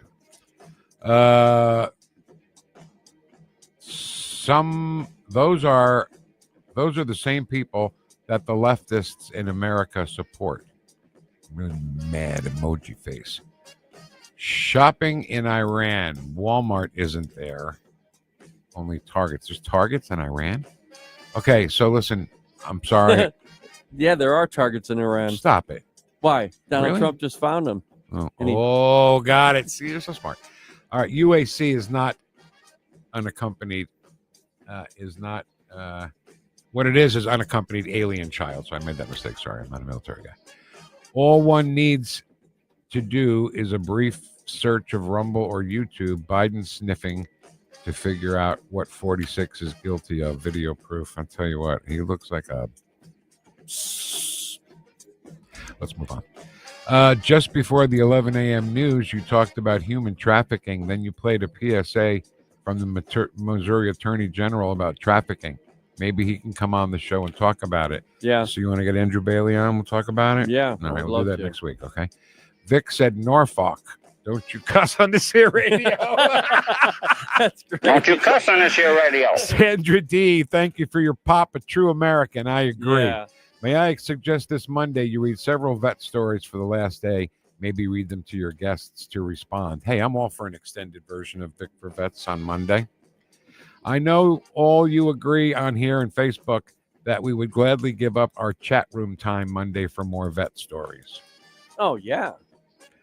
That representative is trying to rewrite history. She knows what MLK said. We all know what MLK said. And I believe me, I'll refer to him anytime I want. And he would like it that way. Yes, he would. The NBA sucks anyway. Okay. Talk rhetoric, hearings, more talk rhetoric. Nothing happens. What happened to Rand Paul going after Fauci? What happened to Comer going after all those people? That's the Republicans' problem. In the words of my wife, Republicans don't do anything. Comer had hearing on the person using the auto pen yesterday. Oh, let's see what happens there. Yeah. Let's see if anyone goes down for that. Sorry, Vicky, I stole your thunder. Vicky H. That's the problem. A hearing where the DOJ and FBI arrests need to happen. Right.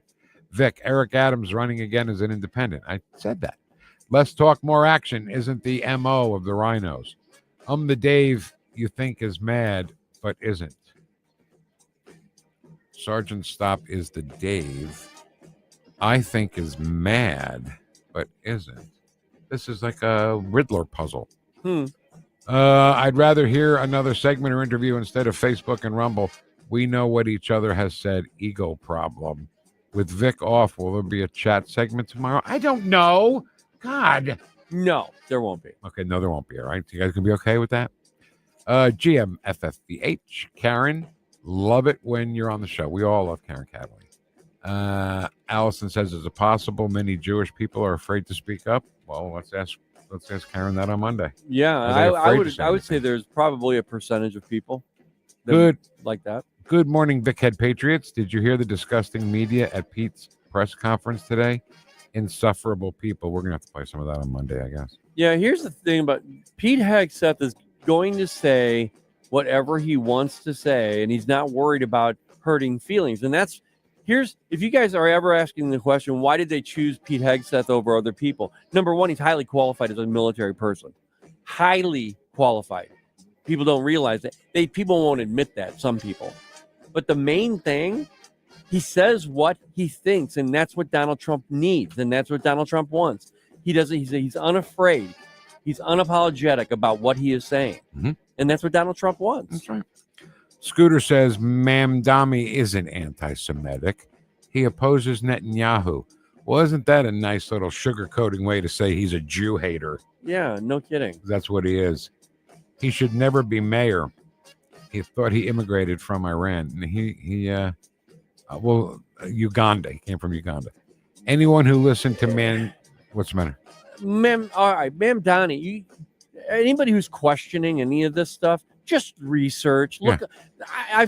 I read articles on him. I've seen videos on the guy. The guy, he's all about Sharia law. Mm-hmm.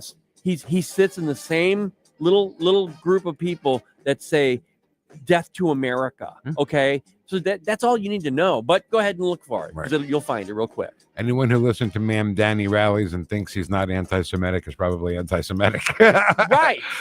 Exactly. That's exactly right. Born in Uganda, lived for a time in South Africa, immigrated here when he was, it just says he was years old. I don't know. U.S. citizen since 2018. Since he was 7 years old. Thank you, Chris. I read he's been here for 7 years. Your buddy Randy's got hearts and flags. Hey, Randy. Christopher Slater, 26 years, 7 out of citizen. Allison says 33 years old. Good morning, Jensen, fellow Vic Heads. Have a great day, everybody. We're not. Doggy jelly, man. It sure is hot out there. Who was that? Helen. Oh, right, Helen. We're not getting facts here. We're getting point of view. Sorry. It's my show. I'll do what I want. Yeah, really. Good morning, Scotty. Good morning, Allison. That's funny. Who, me? No, that remark. That was Scooter. That's so funny.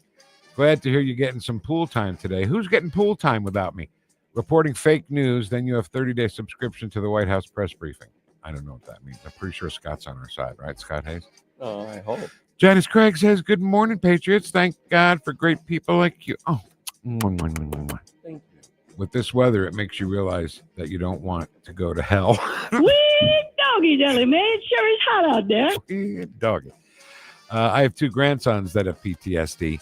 Both were in the Iraq War. Janice, I'm sorry. Today in 1917, the first American expeditionary forces landed in France during World War I. You know, in World War I, they refer to World War I as being in France. Were you in France? Like, see if somebody would served in World War I, they say, were you in France? That means, did you serve in World War I? Well, I'll be. Mr. Lucas is not pro-Israel, sounds like. Nobody is saying he's anti-Semitic. What? Nate? Mandani, whatever his name is, wants to decriminalize sex workers. Yeah, sex workers, prostitution. Good, fine, no problem. Yeah. Drugs, safe injection sites. How's that helping New York? The hot summer heat really brings out the swamp creatures. Good morning, freedom fighters. UAC, underage child. No, I got that wrong. It's unaccompanied alien child. I apologize for that. I heard a lot of people are being arrested when that DELI trial is over. A lot of government officials and probably Biden in the middle of it. So sad that we can't believe in our government anymore. Thank God for Trump.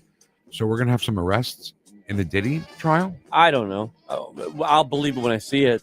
The same way with the whole, why couldn't we get the list? Why couldn't we get the Epstein list? Got it. Thank you for your service, Sandra's father. Ken, that's a beautiful story you told. Allison says that was a beautiful story. Oh, thank you, Allison. Sergeant Stop is our buddy Dave. Did I say Dave was mad at us? I don't think so. No, I thought they liked us. That's it, man. This is taking forever. All right. I just said that's it. You know what? I don't need this abuse, okay? I'm going to file a grievance with the union. Get me out of here! One against Bugs Bunny, one against Peter Griffin. Separate lawsuits. You know what I love about Bugs Bunny? What? Yeah. Happy New Year! Happy New Year! Yippee! Hooray! I love Happy that. New Year! You I know don't why care that's what time funny, of year though? it is. You know why that's funny? Why? Because he's running from Elmer Fudd. They're running around in a circle in the hallway, out back into the kitchen and back through the living room where they are. They run around 2 or 3 times, and then it's midnight and the bells ring, and Bugs Bunny grabs Elmer's Fudd and says, "Happy New Year." And he starts singing, "May old acquaintance be forgot." And then while they're doing that, Elmer Fudd looks at the calendar and it's July. That's why that's funny. Funny. Yeah, it's funny. I Bugs like Bunny that was anytime. funny. Okay. So listen, I will not be here tomorrow, but Senator Nick Schroer will take care of you. I promise there. He can't be too good, right? Can you explain that to him when he gets here? I'll talk with him before we go. Okay. We're gonna have a good time. It's gonna be Vic or Nick. It's gonna be what did he say? Stand and fight? Stand and fight, yeah. He's gonna have some of his own guests on as well as What does that mean? our regulars. What does that mean? His he's own gonna guests? have representatives from Missouri on, and he's gonna have just people, and we're gonna have just a knockdown, drag out good time. I think it'll be fun. Okay. Just not too much fun. That's right. No. Not too much fun, not too good. No. Those are the only 2 things I ask. I don't ask much. Somebody called Mo Joker says, How is Scooter so dumb? I don't know. Yeah. All right. We just take them as we get them. Yeah. That's all we can do. I mean, I get it. We have our opinions. Scooter has his opinions, and sometimes they clash. Most of the times they clash. Okay, all the times they clash. Yeah. All right, listen. Thanks so much for having the record player on at night to listen to us this morning. Make sure you have the record player on at night. I'll be off tomorrow, as you heard. Nick Schroer We'll will see be you Monday, Vic. show, and I'll see you Monday. Yeah. What are you trying to say? Nothing. Just I'll see you Monday, buddy. Oh my God, they're up to something. Have here. fun. Have fun. All right. Jamie's next. Hey, it's Vic, and I'm here with Kathy Connor at Connor Roofing. Kathy, what makes Connor Roofing different? Hey, Vic. I'm glad that you asked. I think that what really sets Connor Roofing apart is our relationship with our customers. It's very important to us to develop that trust with the homeowner. This is what has allowed us to serve our friends and our neighbors in the St. Louis area for 30 years. Whether we are doing a roof or a gutter repair or even a full replacement, you can count on Connor for quality service and workmanship. Thanks, Kathy. To find out more, visit them at connorroofing.com. That's CONNER roofing.com. Looking to celebrate the 4th of July with a bang? Then look no further than Powder Monkey Fireworks in Walden Springs. We've got bottle rockets, fountains, cakes, mortars. Our selection is endless with low prices and no gimmicks. We will not be undersold. Our friendly, knowledgeable staff will help you choose the perfect fireworks to make your holiday unforgettable. You'll go bananas at Powder Monkey. Don't want to fight the crowds? Order online at powdermonkeyfireworks.com. Powder Monkey Fireworks in Walden Springs.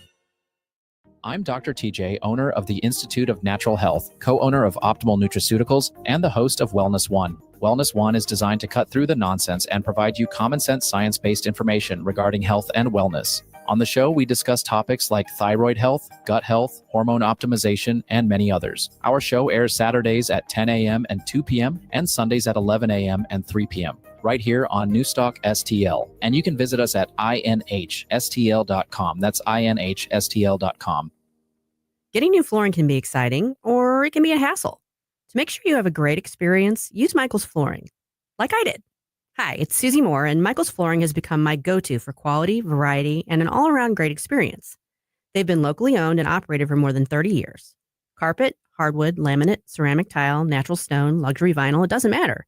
Michael's Flooring is ready to help. 3 locations to pick from, St. Peter's, Darting Prairie, and Creve Coeur, or online at igotfloor.com. That's igotfloor.com. KLGY HD3 Clayton, K270BW Bellefonte, KNBS Bowling Green. This is News Talk STL at 1019, 94.1, and always streaming at newstalkstl.com. Hour from townhall.com. I'm Jason Walker. It is a key move today by the United States Supreme Court, allowing states to cut off Medicaid money for Planned Parenthood. That in a 6-3 ruling. South Carolina had argued no public money should ever go to the high-profile abortion provider. Iran's supreme leader, Ayatollah Ali Khamenei, says his country has, quoting now, delivered a hand slap to America's face with its strike on an American base in Qatar, and warns against any further U.S. attacks on Iran. That speech today marked Khamenei's first public comment since a ceasefire was declared in the war with Israel.